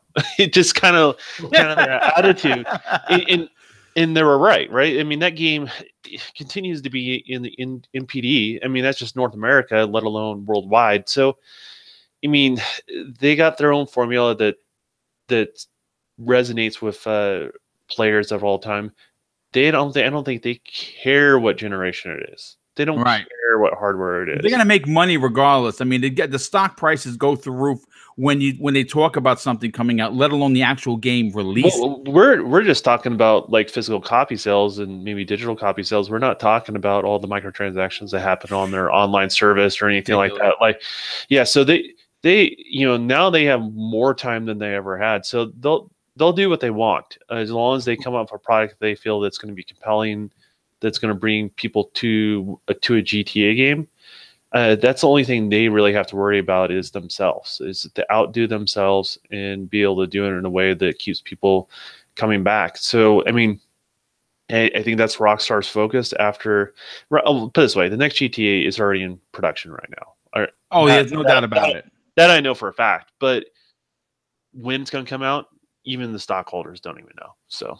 Right. Well, you know what? Listen, you said it right. You really hit it out of the park. They have the clout to pretty much say when it's going to come out. They're probably one of the few devs in this entire industry that could basically tell the the board members, listen, we're going to release it when we're going to release it, and we'll get back to you. Yeah. Yeah, we'll have our people contact your people. It's kind of more or less kind of their approach, and which is fine. I mean, because when you've earned that clout, you kind of just want them to not have people interfere with them, right? Just let them do their thing. Yeah, it's even to the point like, do you really honestly think the 2K, they're the publisher, but a lot of that development is now self-sustained with GTA online, so that's actually paying for their development. And so 2K is just along for the ride at that point. So they're just for sure. Do your thing. Like, and kudos to them for making a product that people buy that game and don't even own hardware. I don't understand it. Like, they put it next to the leather-bound books. I don't get it. But you know what? Good on them. I'm happy for their success, and and people love their games. Let's just wait. Because they'll make you wait, but the wait will pay off for sure. Nice. Well, listen, we're gonna move on to the next topic, and this is gonna make some Star Wars fans sad, but more importantly, it's gonna excite Dragon Age and Mass Effect fans. BioWare has been quoted saying they're unlikely to return to the Star Wars franchise anytime soon. Now, for me, one of my predictions we're going to get Knights of the Old Republic 3. And I did call it as an exclusive because obviously 1 and 2 were exclusive for the OG Xbox. They're both backward compatible. I think with an updated engine, the game could look like absolutely incredible. But this is where it gets really interesting. If you're a Dragon Age fan and more importantly, a Mass Effect fan, and we have Luca in the chat. Thanks, darling, for showing up. She is a huge Mass Effect fan. Casey Hudson just returned to BioWare, and that's a big deal. But this is what Casey Hudson himself had to say during an interview with WCC Tech. For Dragon Age and Mass Effect, we want to get back to them as soon as we can. Mass Effect is certainly a game I want to get back to. It's my baby. I helped start Mass Effect, so of course we intend to get back to it at some point. Now, this is a big deal because if he doesn't say this, most gamers will think Mass Effect is dead, because Andromeda, I just got to be honest with you, it was a mess. It was not done with with the A team of BioWare, and it showed. Mooch, I'll go to you. Is this an exciting quib from Casey Hudson regarding the return to Dragon Age and eventually, I think their cash cow, Mass Effect? Yeah, I mean, they got to get back to their roots a bit here. And I mean, with BioWare being so, and Donald will actually, kind of agree here, or maybe set me straight. They're spending so much time on Anthem. I think that's why they kind of had to make that statement, right? They had to come out there and say, we're okay with, we have our other titles and we're going to be working on them. I know you like Dragon Age, right, Boom? Love it. Love it. I was a fan of it too. But to be honest with you, Mass Effect kind of, man, Mass Effect is one of those things. I know there's such a fan base out there, so there's nothing bad I have to say about it. And I mean Mass Effect over the course of all of them, 1, 2, 3, and Andromeda there. And I never played Andromeda, but I played the others, and they're okay. I always felt BioWare is they're a little too concerned with story. You know, it's just that's one of my griefs with them. But you're not a big story guy, just in general, right? Well, not that much, Don. I mean, that's War and Peace. You know, I mean, I don't. Do you guys remember when you went to and correct me if I'm wrong, you Mass Effect fans, the Citadel, right? Isn't that where you were at? Right? Yes. I mean, when you go to the Citadel before you get to leave, it's 2.5 hours of conversation and story, and they're not even reading it to you. So you have to sit there and it's page after page, and I think the font is at 6. You know, I mean, the size of the text is at 6. You get a migraine before you leave the Citadel. Yeah, it's just so much going on. And then there was the elevators up and down, and then there's the searching on the probing of the planets for the materials. It was too much. It was a homework assignment with an achievement system. You know, I want to play the game, right? Well, yeah, right. We probably would have done better in high school. But my whole point is, Don's kind of right, and he's a little bit wrong. Don, I like some story. I really do. Like, look at Borderlands, right? No, I'm just trying to funny story, kind of right. Because everyone's a little bit different than that. Like for example, Rand will put way more emphasis on story than I would say you or me. I probably would say I like story a little bit more than you, but there is a point where it drags on and gets. Would you say? But so Don, if you like it though, Don, would you say that you? Where do you think in the storytelling world that is out there? So you have your Mass Effects, you've got your Witcher 3s, okay? Then you've got your other games. Like I'm going to use Borderlands 2. You've got I'm trying to think here of another one. Skyrim's Skyrim. You can throw that in there too. Do you see like even using those 4 as subjects? Like which one of those is just too much story? Depends. Like the problem of open world games, because I look at the gameplay as part of the story as well. Does that make sense? Yes. And sometimes when the gameplay kind of pulls you in different directions, like in an open world game, hey, now I'm talking to this, and then like let's use Witcher for example, right? Witcher's a great game, but you're talking to this, and now you open up to this whole another type of branching path. I know people like that. They like all those little side missions and stuff like that. I'm just like, I forgot what I was doing. Like there and is then a lot like, of yeah, I stop caring, and it doesn't mean the game's not great or enjoyable.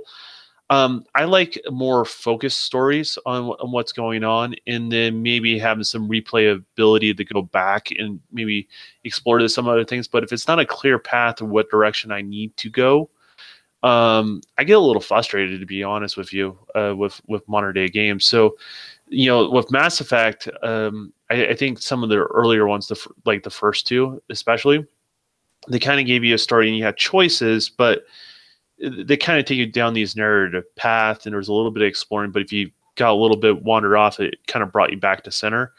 Andromeda, I'm like, what the hell am I doing in this thing? What am I supposed to be doing? Like to this day, like the systems, like I haven't spent enough time to understand and learn all the systems, so therefore I haven't gone back to finish the game.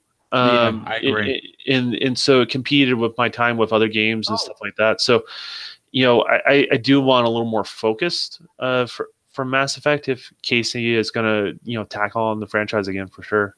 Well, I got a question real quick. Clowns, I want to ask Clowns a question. I know he played the game, and I'm thinking about starting it up soon. And somebody in the chat, shout out to Pink Floyd. He says Fallout 3 is a lot of story. I was about to start Fallout 4. Clowns, would you say Fallout 4 is enough story that I can handle, or it's going to put me into a coma?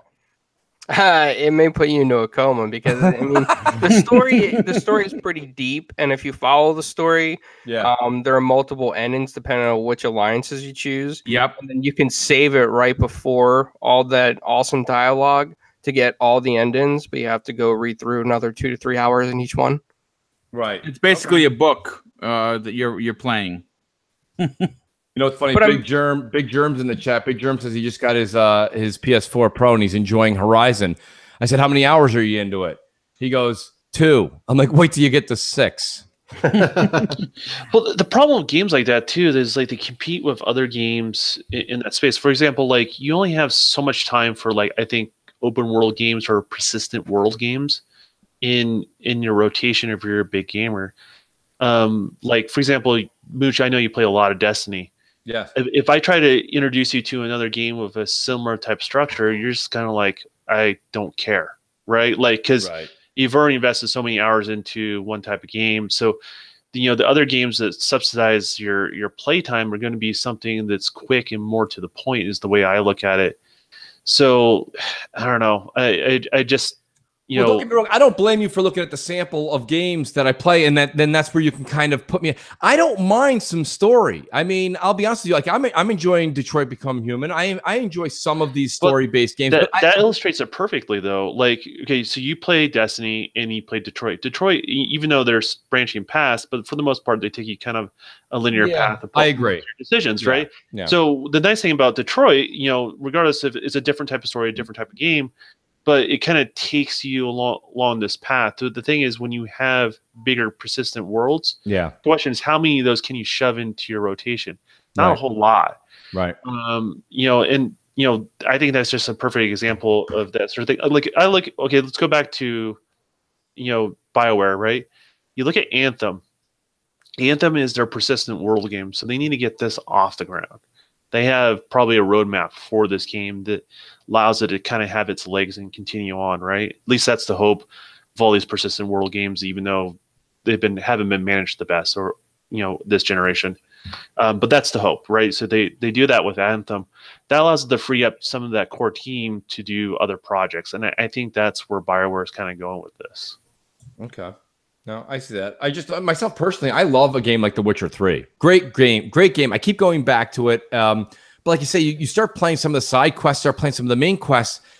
Even the side quests, some of them are like 35 minutes. They're big. They're big, and and I haven't even gotten to the expansion and DLC stuff yet. And it's like, I just, that kind of game, and don't get me wrong, if you're the type of gamer that goes, Mooch, that's the game I bought and I played it in its entirety and I put 600 hours into it, I tip my hat to you. There's nothing criticizing at all to say, except for, wow, it's amazing. But for all of us that like to play a little bit of everything and a little bit of each genre and get a sample of all the different types of games that are coming out, it's hard to focus on a game. That's why I do like Destiny. It's not so much that it's lacking story and this and that.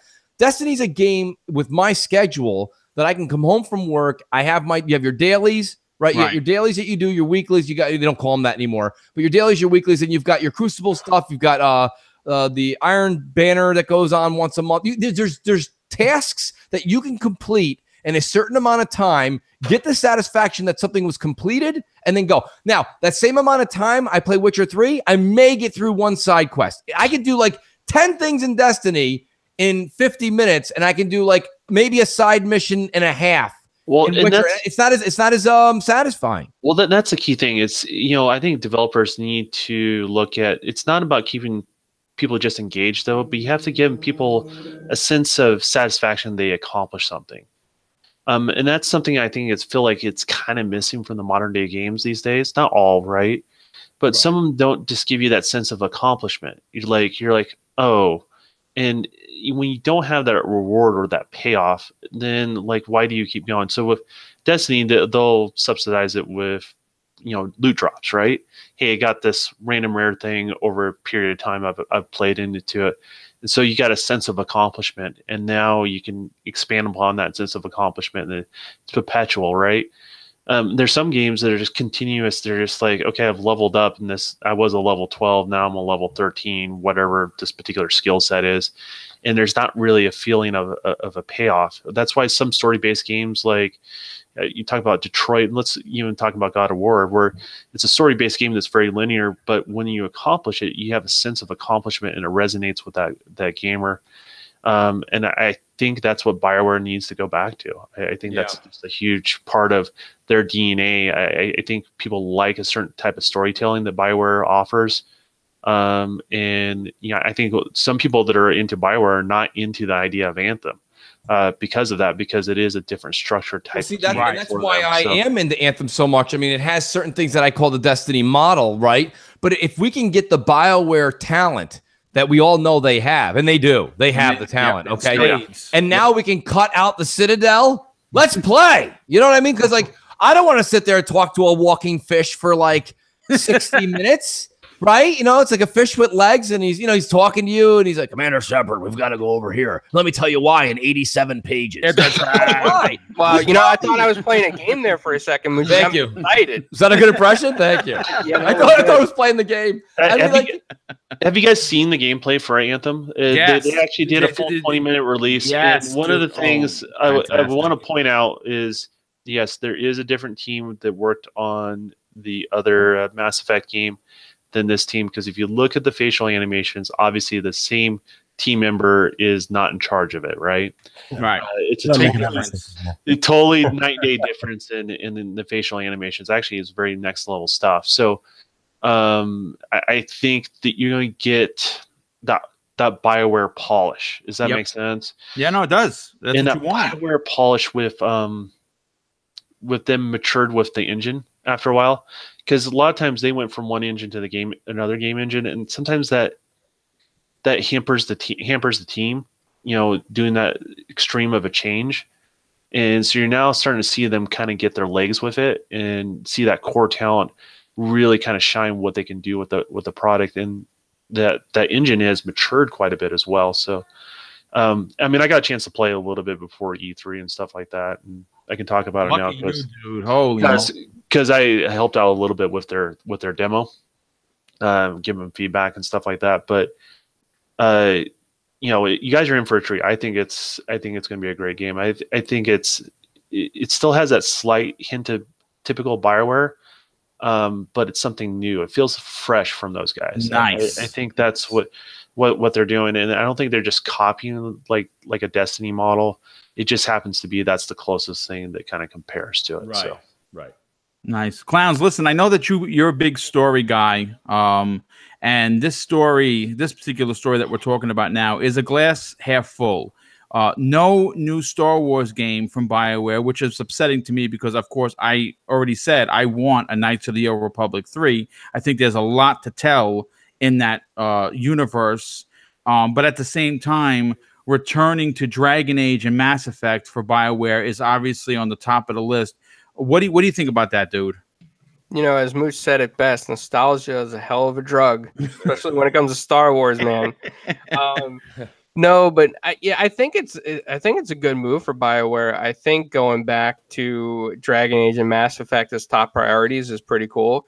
If they can make a Dragon Age as in depth and as fun as The Witcher 3, I think that would be a major success. And I hope they learned what their fans want on Mass Effect. I liked Andromeda, but I know a lot of people didn't.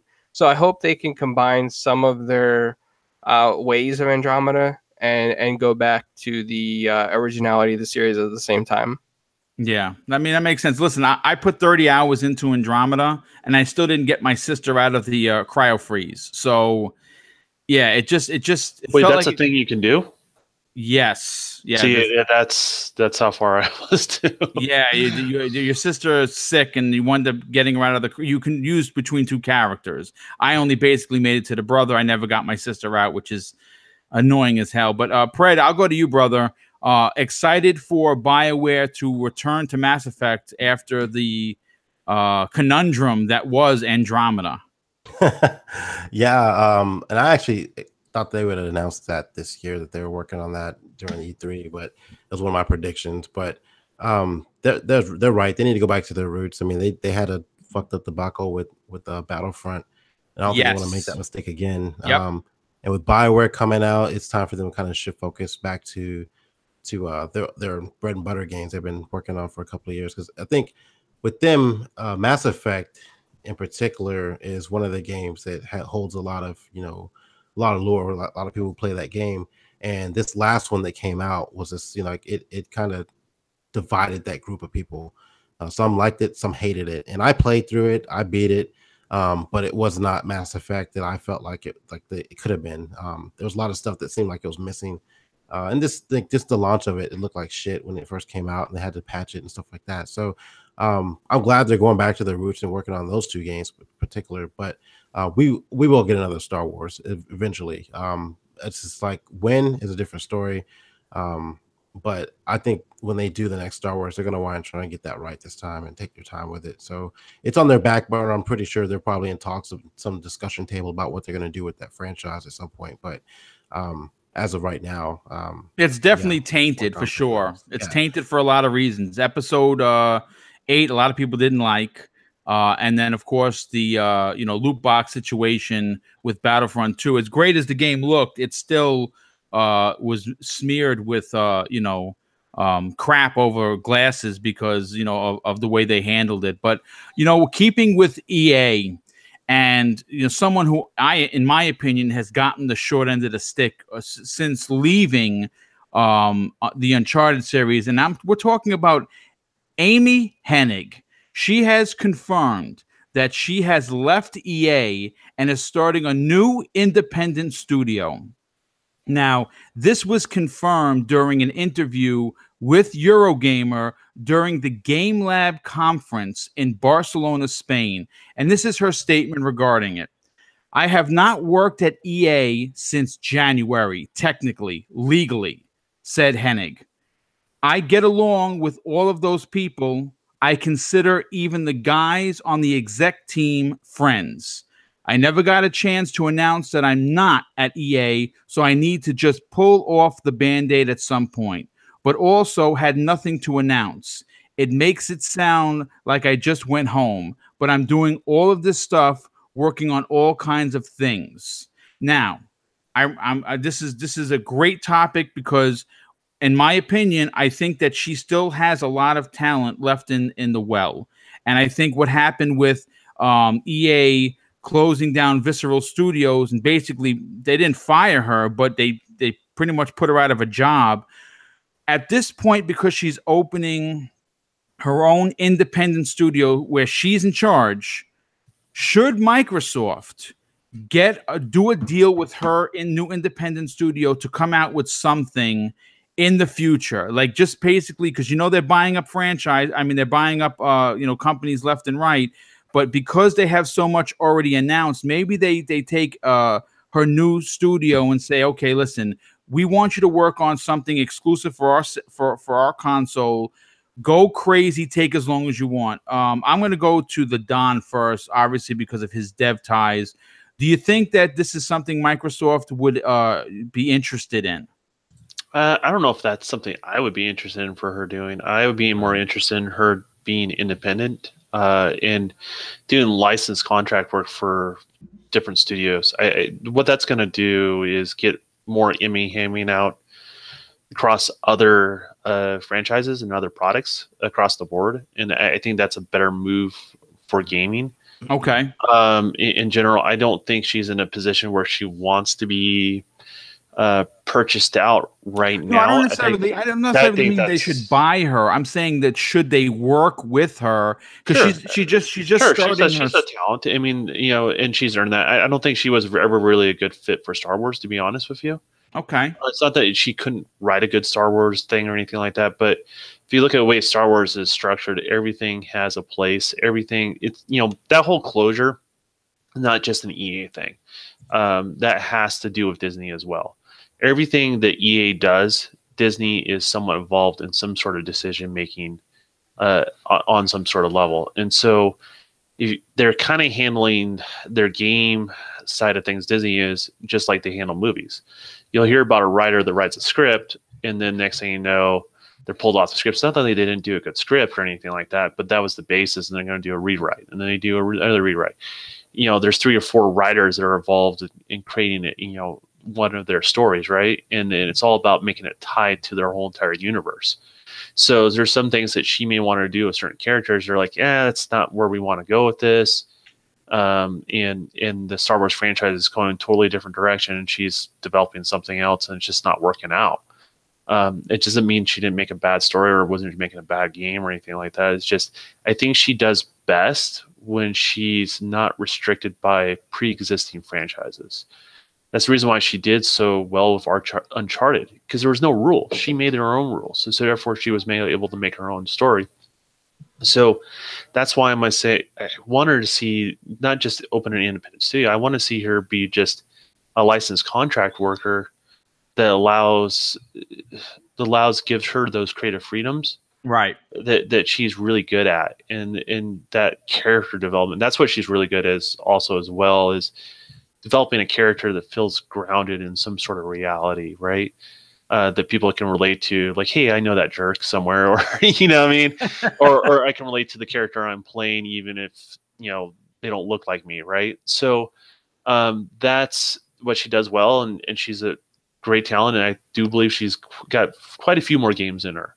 To be honest with you, I just want her on the right projects. I kind of look at it a little bit differently. I mean, I try to look at it from a managerial standpoint. And I don't know I didn't read the whole article of what Boom's saying, but I did see this come up. This is kind of like the old strike too. When she left Naughty Dog, it wasn't on good terms. No, it certainly was not. It was not. And what do you call it there? Neil and all the guys that worked there, they politely said, scram. So I think there's a problem probably here that, you really have to be in journalism and dig to find out, because you'd have to actually have somebody talk. Well, that's inside baseball, and developers are usually very tight-lipped when it comes to that. Oh, absolutely. And I don't think you're going to, I don't, like I said, you just have to dig to figure this out. My whole point being is that then she goes to EA, and now that project gets taken out from under her. And now she's like, I want to open an independent studio.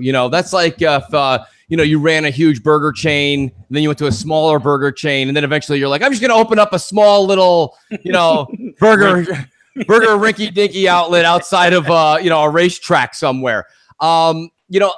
This is the thing. I agree with Don. She's definitely has talent, but maybe there's an HR issue. Maybe she just doesn't get along with people very well. Maybe the Naughty Dog's had some HR issues that's true. To do for and I hear a lot about that stuff from Naughty Dog. I don't know if it's true or anything like that. Like, I don't want to start false rumors or anything like that, but Naughty Dog's been having issues along those lines for quite a while. I've heard it for years and years, even before Amy Hennig, and I don't know why it keeps popping up amongst the rumor mill, but it's definitely there. So that being said, I see where you're saying where it's strike one, right? Like it raises the eyebrow. Like, she leaves Naughty Dog. It's probably not a good split. Yeah, exactly. So I can see where that kind of raises an eyebrow. But then I also look at EA, and I understand how Disney is structured with all their contracts. And things can fall through at any given point in time with that, because people always want to separate EA from the microtransactions. There's somebody at Disney that signed off on that. You can't do that without getting permission, if that makes any sense. So EA's taking the fall for Disney because they want to continue to build up that partnership, but them losing that contract is not very likely, to be honest with you. And these sort of moves, like maybe canceling this project, is more maybe to have to do with the fallout of saying, okay, we're taking the fall here. We want to continue to strengthen the relationship. This game is not the direction that Disney wants the project to go. Even though it can be a great game, if it didn't say Star Wars, probably people would love it. So I always have to take the other equations. I don't think I can ignore what Mooch is saying, but I think she's just talented. I think she just doesn't work. You don't sense that there's a problem there, Don? Like, where maybe this is the third time she's moved. Well, I'm not saying I don't. And there's no product. But I would say that's why I lean towards her not starting a studio, but being an independent contractor. Right. She can come and go. Right? That problem solved. Super talented, and she can come and go. Develop a character, move on to the next development cycle. Yeah, exactly. Yeah, I mean, that's feasible. I don't know. That's my whole thing on her. I don't think that, and it's funny, a lot of people in the chat are like, oh, Mooch. I'm like, I have to let Don is the voice of reason here when it comes to developers, folks. He okay, is. Don deserves the spotlight too. So, I'm interested to hear what Pred and Clowns have to say as well. Yeah, I think that myself personally with her, I stuck up for her quite a bit when she left Naughty Dog because of what Don was saying. Naughty Dog ran into their issues, this and that. But now I'm seeing, once you start seeing somebody go to another place of work and then there's a problem or no product, and another place and there's no product, and there's a bit of an issue where it's kind of like you just kind of slide out the door. You're like, see ya. And then you're like, I'm opening up an independent studio where I can't get kicked out. And it's like, okay, maybe this is a you problem. Well, and I think you're not wrong there, because I think it's some people I think work better under, like Cliffy B. Like, for example, he needs a guy that slaps his hand and tells him no, right? He's a super talented dude, and he works better with other bigger talent around him, kind of keeping him in line. But as soon as he went independent, it all went south for him, right? And that's the way I kind of look at, almost kind of like her. She needs to work with other people, but she needs the right structure, what makes sense in regards to that. Because I think there's certain artists that just, for example, like I can't forget the guy's name. The guy that does the artwork for Anthem is the same guy that redesigned Halo's Master Chief. He also did like the graphic work for Crisis, that main character. Oh wow! Okay. So you can, if you look at those, you can see that DNA kind of across the board, right? Between all three of those. Like, he's super talented dude. Like, he's the type of guy, like, you probably wouldn't do well if you strap him to a chair and strap him to one studio. He works independently, so he bounces around throughout the industry. Yeah, he actually also did some sort of demonstration for AMD as well, when they were showing off their new graphic cards and their new Ryzen chips. So, yeah, I mean, he's a super, super talented dude. He works well to be independent, and we've gotten better games from it. So I just look at, she's kind of like more or less that good fit. I don't think she would be good starting her own studio, to be honest with you. I don't think that's the right move for her at all. Yeah, because when you do that, I mean, when you assume, some people always say, I like to work for myself. The problem is that, like, you also have to be a leader. You have to be a bona fide leader. Yeah. Because even at a small studio, she's going to have 1 or 2 people at least under her, more than that. I fear that day. Right. I mean, because I'm in that same boat, right? I'm developing my own hardware, my own, not hardware, but software. And I want to develop the software to the point, so when I do bring other people in, I can say, here's the game, and then inspires them to add to it, right? Right. It's just the whole idea of payroll, the whole idea of having a publishing partner where, like, I'm responsible for someone else's money. Like, it's a big deal. Like, and I don't even think bigger studios appreciate that enough, to be honest with you, let alone, smaller groups. And people always say they want to be independent, want to be their own boss, but they don't realize what's involved. And I just don't, she's a smart gal, but I don't think she realizes what she's getting herself into. Well, only time is going to tell. Predator, I'm going to go to you, brother. Amy Hennig, I think, like, agree with the panel that she has talent left in the tank. There's no doubt about it. Do you think that Microsoft should maybe sit down with her and say, okay, listen, we're not buying your studio. You just started, because that would be ridiculous. But you want to work with us to make something at your own pace that you want to make. Go crazy. I think Dawn has the right idea. Like this, she can kind of work on independent projects. I think that would be a better fit for her.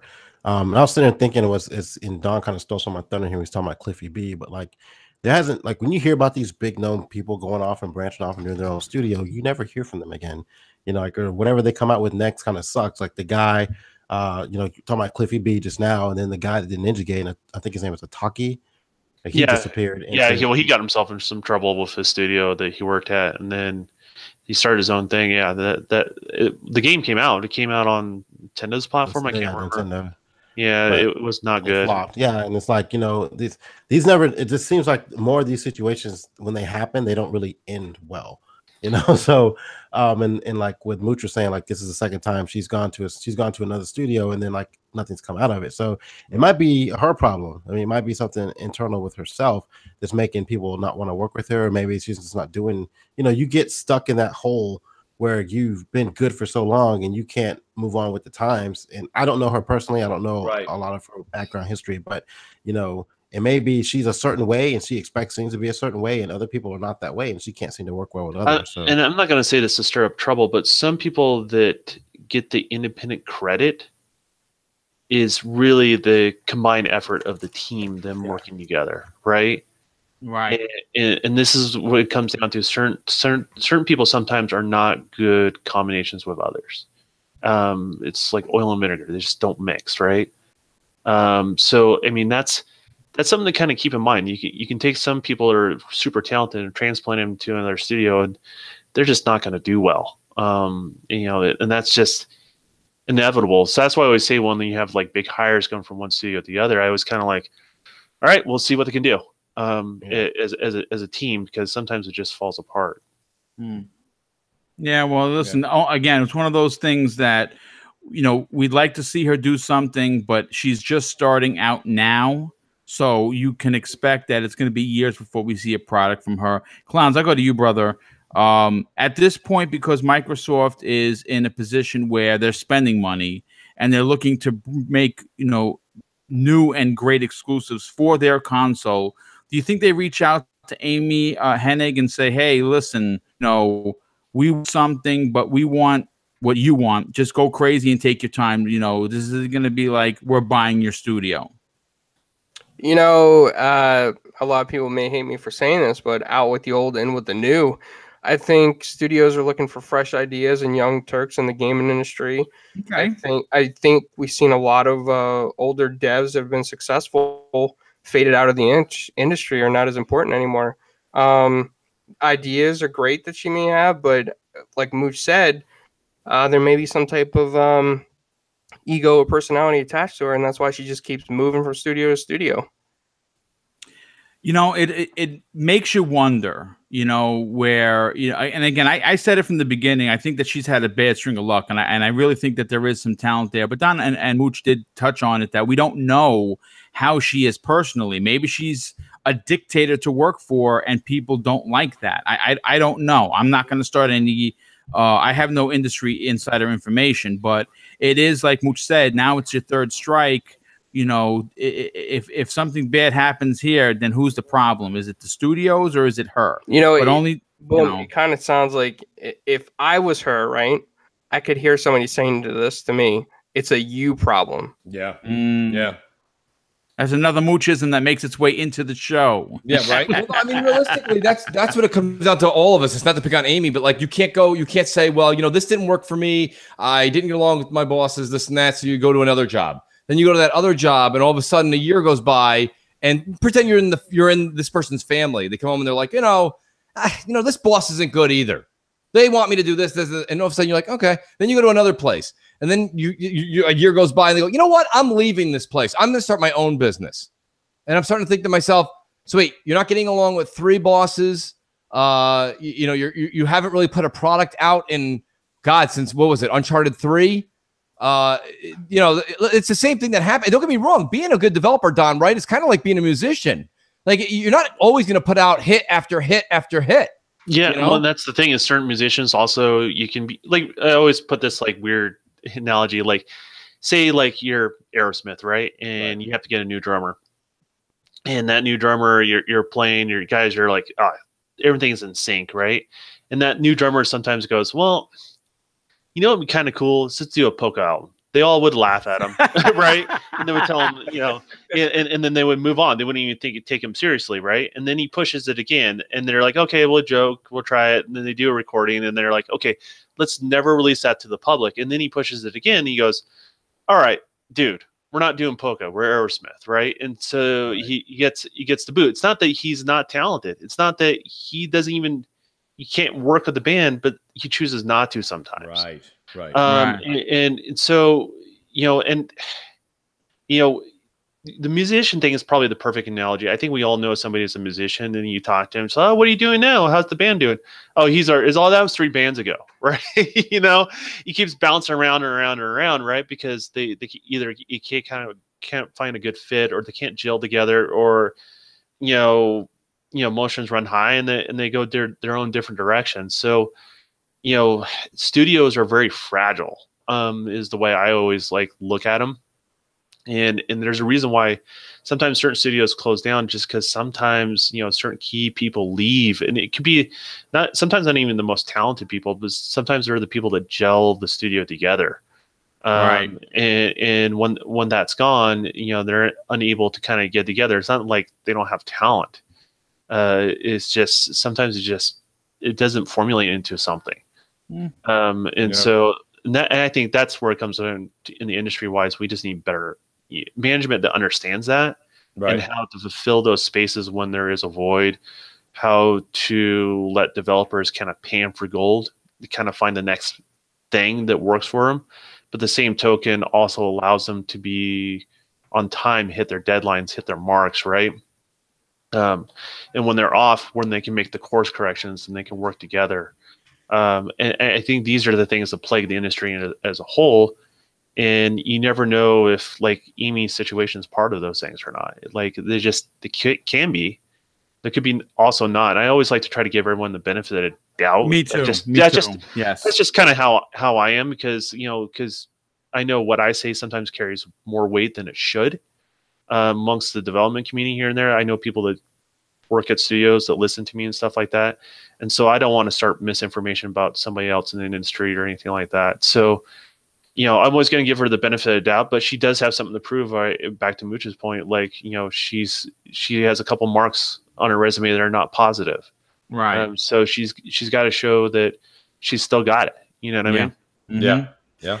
Listen, I'm going to move on to the last topic, and we are running in close to the 2 hours, so this is not a long one, but it's a good one, and I hope you guys hang around for it. Mooch, you're going to really appreciate this. What do you got, buddy? Okay, Resident Evil 2 info. It looks insane. I've watched that 17-minute footage probably around 10 times. I cannot wait for this game. I've gone crazy and called it Game of the Year 2019 for Boom. Wow. All right, I'm calling it. But here's the thing. Mike Lunn, who is the brand manager at Capcom, Yes. basically is saying that Resident Evil 2 is not a one-to-one recreation of the 20-year-old game, and here's why. And I'm going to read you real quick, for everybody on the panel in the chat, exactly what he did. Lunn sat down with Gaming Bolt to discuss why they're taking a slightly different approach with this release. And according to Lunn, it will not be a faithful one-to-one representation. For someone that's played the game, some people have played it once, and some people, like myself, have played it 1,000 times because it's their favorite game. For the people that have played it 1,000 times, we wanted it to feel fresh. That's why we are not calling it Resident Evil 2 Remake. It's a new game built on top of the foundation. Now, of course, I'm going to go right to Mooch because we're horror fans. For some people like us who really, really enjoy the Resident Evil franchise, is this a good way to take Resident Evil 2? Yes. This is the only negative that comes out of any of this Resident Evil 2 talk is the fact that I got to wait till the end of January. I mean, you see that? Yeah. I mean, listen, Major Nelson, thanks for letting us know it's up for pre-order yesterday. Thank you. I appreciate that. Yeah. I see that. I think it's coming in 30 to 60 days. That's 6 months. I'm sitting here and I'm like, oh, wow, it's up. I'm like, maybe the dates were off. Maybe this thing's coming in October, November. I was January 25th. Released in 2019. Everything's released in 2019. Right? I mean, this is crazy. I mean, don't get me wrong. That's fine. I mean, don't get me wrong. Great time to release it, too, because we all know that you can get a real sleeper. Well, they learned from their last one. Resident Evil 7 was a killer. That was a killer in 2017. Yep. Right. So they know what they're doing. That's the right time to release. But come on, man. I mean, we want this game so badly. And to show it off at E3 the way it did, the way it got all those awards, they're doing everything right with the engine and rebuilding. And I like the way that that gentleman phrased it, Boom, that you just said. That was actually pretty cool. Yeah, Mike be more amped, right? Yeah. Listen, that game is a day one. That game's a day one. And short of a blockbuster that we're unaware of currently that comes out the same day, that game takes precedence over everything for me for probably 2 weeks straight after January 25th. Sure. That actually might be a multi-console purchase for me. I couldn't argue with you. It would probably not for me, but I'll tell you right now, I wouldn't argue with you because I'm such a fan of it as well. And I'm not even going to try to step to your fandom. Okay, I know that you trump me in that. You trump me big time in that category. I got so much stuff, dude. It's so just that's you. That's your wheelhouse. I'm not taking that from you, but I will say this much: I'm right there. Nice, Don. I'll go to you, brother. Do you feel that obviously the big takeaway from the E3 reveal was the respect that Capcom has to the lore, but more importantly, the fandom of Resident Evil 2. Do you think them not doing a one-to-one is good for the game? I'm torn on this. It sounds like almost like a spiritual remake of 2, right? Like, It's not 2, but it's kind of like 2. Like, you know, does that make sense? Like, it's in that same vein. Like, it's almost like 2 redone in a totally different way. And I guess that's fine as long as we have access to the original Resident Evil in some sort of form or fashion, to preserve like what made the actual game unique in the first place. As long as we have that, I'm okay with them taking a slightly different take. I mean, the Resident Evil series in general, the story's all over the place now. So like almost doesn't even matter if there's continuity there and that sort of thing. I'm over the zombie thing, so I'm kind of like not as invested as other people. Like I just can't take another sound effect of someone biting into a cabbage, pretending it's biting into a human again. But you know, I'll get back into it. It just I just need a break, I guess, is what it boils down to. So this may be a pass and maybe play on it, you know, a year later or so. But you know, it's back to, I guess, the original kind of the Crash discussion that we have with Banjo and all other stuff. That old gameplay sucks, man. You can't go back. But they're redoing it, right? Well, no, they're redoing all of it. So, right. So like the thing is, you know, that's what it boils down to is like they're not stuck in those same tropes. And I would say that's the generation, like the N64 or the original PlayStation era. That's a generation where we have fond memories, but the games just honestly sucked. They just did. Well, I mean, you try and play it now, and it's an abomination. There's no doubt. I mean, I beat Resident Evil 2 on every iteration, 5 and 10 times each one. It's first generation 3D is the way to look at it, right? Yes, it is. Yep. So, like, no, I mean, there's a lot of companies that disappeared because of that era because they didn't even know how to handle it, and then those that did know how to handle it still wasn't that great, right? So this is a perfect example. I don't think you can go back to the tank controls and that. I think they just need to capture the spirit of that intensity. Does that make sense? Yeah. That scarceness of things. You know, you're not Rambo. It's a survival game, right? Right. I think they just need to capture that element to it, and you know, I think that they can do well with it. I mean, it's got a following, and you know, I always root for games, even if it's not my game. I'll even root for games that are not my game, so other people can enjoy it. And this has got a strong following, and I think Resident Evil hasn't been handled the best. I would say the last one was well received, but yes, the couple of ones before that, Resident 6 not so much. Again, horrendous. Yep. Yeah, so it's like them trying to get their groove back, right? And I'm hoping this is one of those things that it's back to that, and I wonder where we're going to go forward from here, because this is more of kind of that over the shoulder. Yeah, it's based on the Resident Evil 4 engine versus that first person perspective. So I'm kind of wondering where the series is going to go from after this, because what's going to resonate with the end users, what they're probably going to end up going with going forward from here. So we'll see where the series goes. Well, there's a couple of things. First of all, I'm a big fan of I know a lot of people don't like it, but the 4chan forums when it comes to the Resident Evil stuff, not for everything, just for Resident Evil. There's a particular tipster who remains anonymous, but I did a story on my channel beginning of towards the end of last year that took off like a rocket, and everything that guy said came true.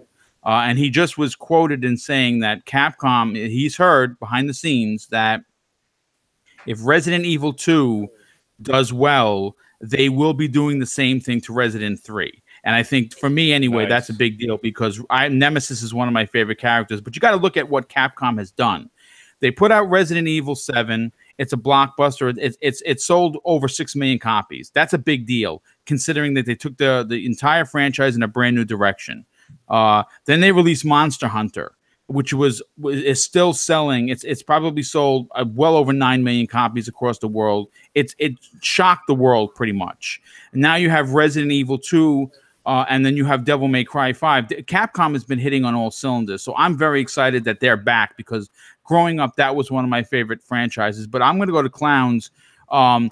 With being a fan or not of the series, do you think that it's nice that Capcom is not only respecting the lore and the fans, but not doing a literal one-to-one copy of the game? And it's going to be Resident 2, but it's going to be Resident 2 for a new age. I think that's a smart way to go, man. I think we need to bring it into 2018 standards. Yes. I'm not a fan of the Resident Evil series, but I'm excited for all the fans of the series. This is great news, and I hope it's successful so that we can see more companies getting ideas from this and making it happen. Well, yeah, I'm like I said, I'm happy for Capcom because they at one point in early 2017 they were talking about being bought out. But listen, that's going to be the end of the show. What I want to do is this: I was able to get in all 8 topics, but duty call. Someone's ringing my bell. Hold on, just a second, guys. There you go, folks. There's a Breakfast with Boom intermission. Someone's bringing the eggs and milk for the breakfast. Hold on. Secretly, Boom does his podcast from the bed. And a breakfast is brought to him. He's wearing a chef hat. Hey, that wouldn't be a bad idea, right? Breakfast with Boom. We see. I'm telling you right now, I don't know why he wouldn't do this. Right now, we could be talking games, and he could be making a full spread of like French toast, bacon, and eggs. Hey, if he ends up going to E3, I'm making him make me breakfast. I'm just saying that right now.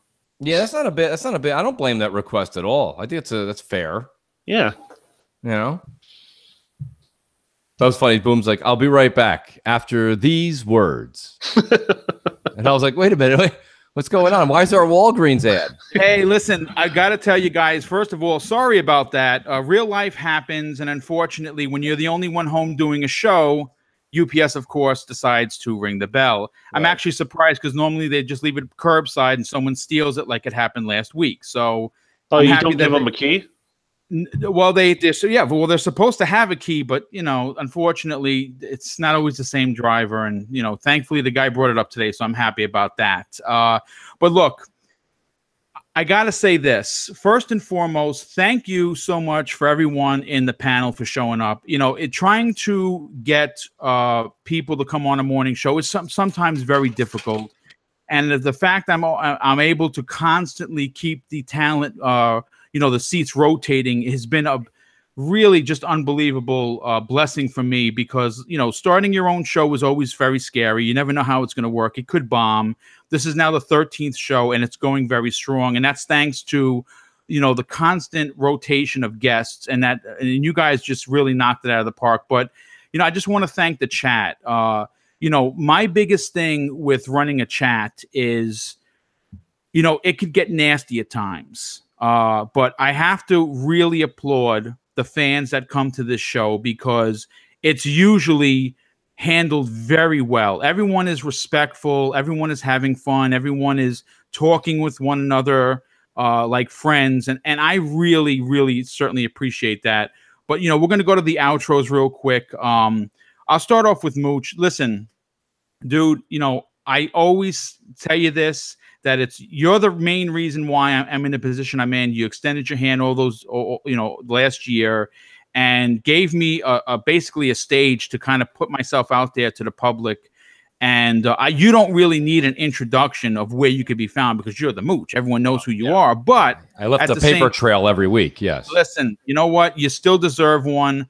Tell everyone where they can find you, bro. Thanks, buddy. I appreciate it. And I'm really glad that we did have that conversation over a year ago, Boom, because what you've added to the community is so much. You have brought that kind side back, and it's been, I think a lot of people come to your channel for that refreshing take on gaming. I for one, listen to all your content because I like to get the news and a real positive feedback on the news. Even if it's something that isn't positive, you still manage to twist it into something that is a good perspective looking forward. So thank you for what you do, Boom. I think a lot of people are taking notice of that.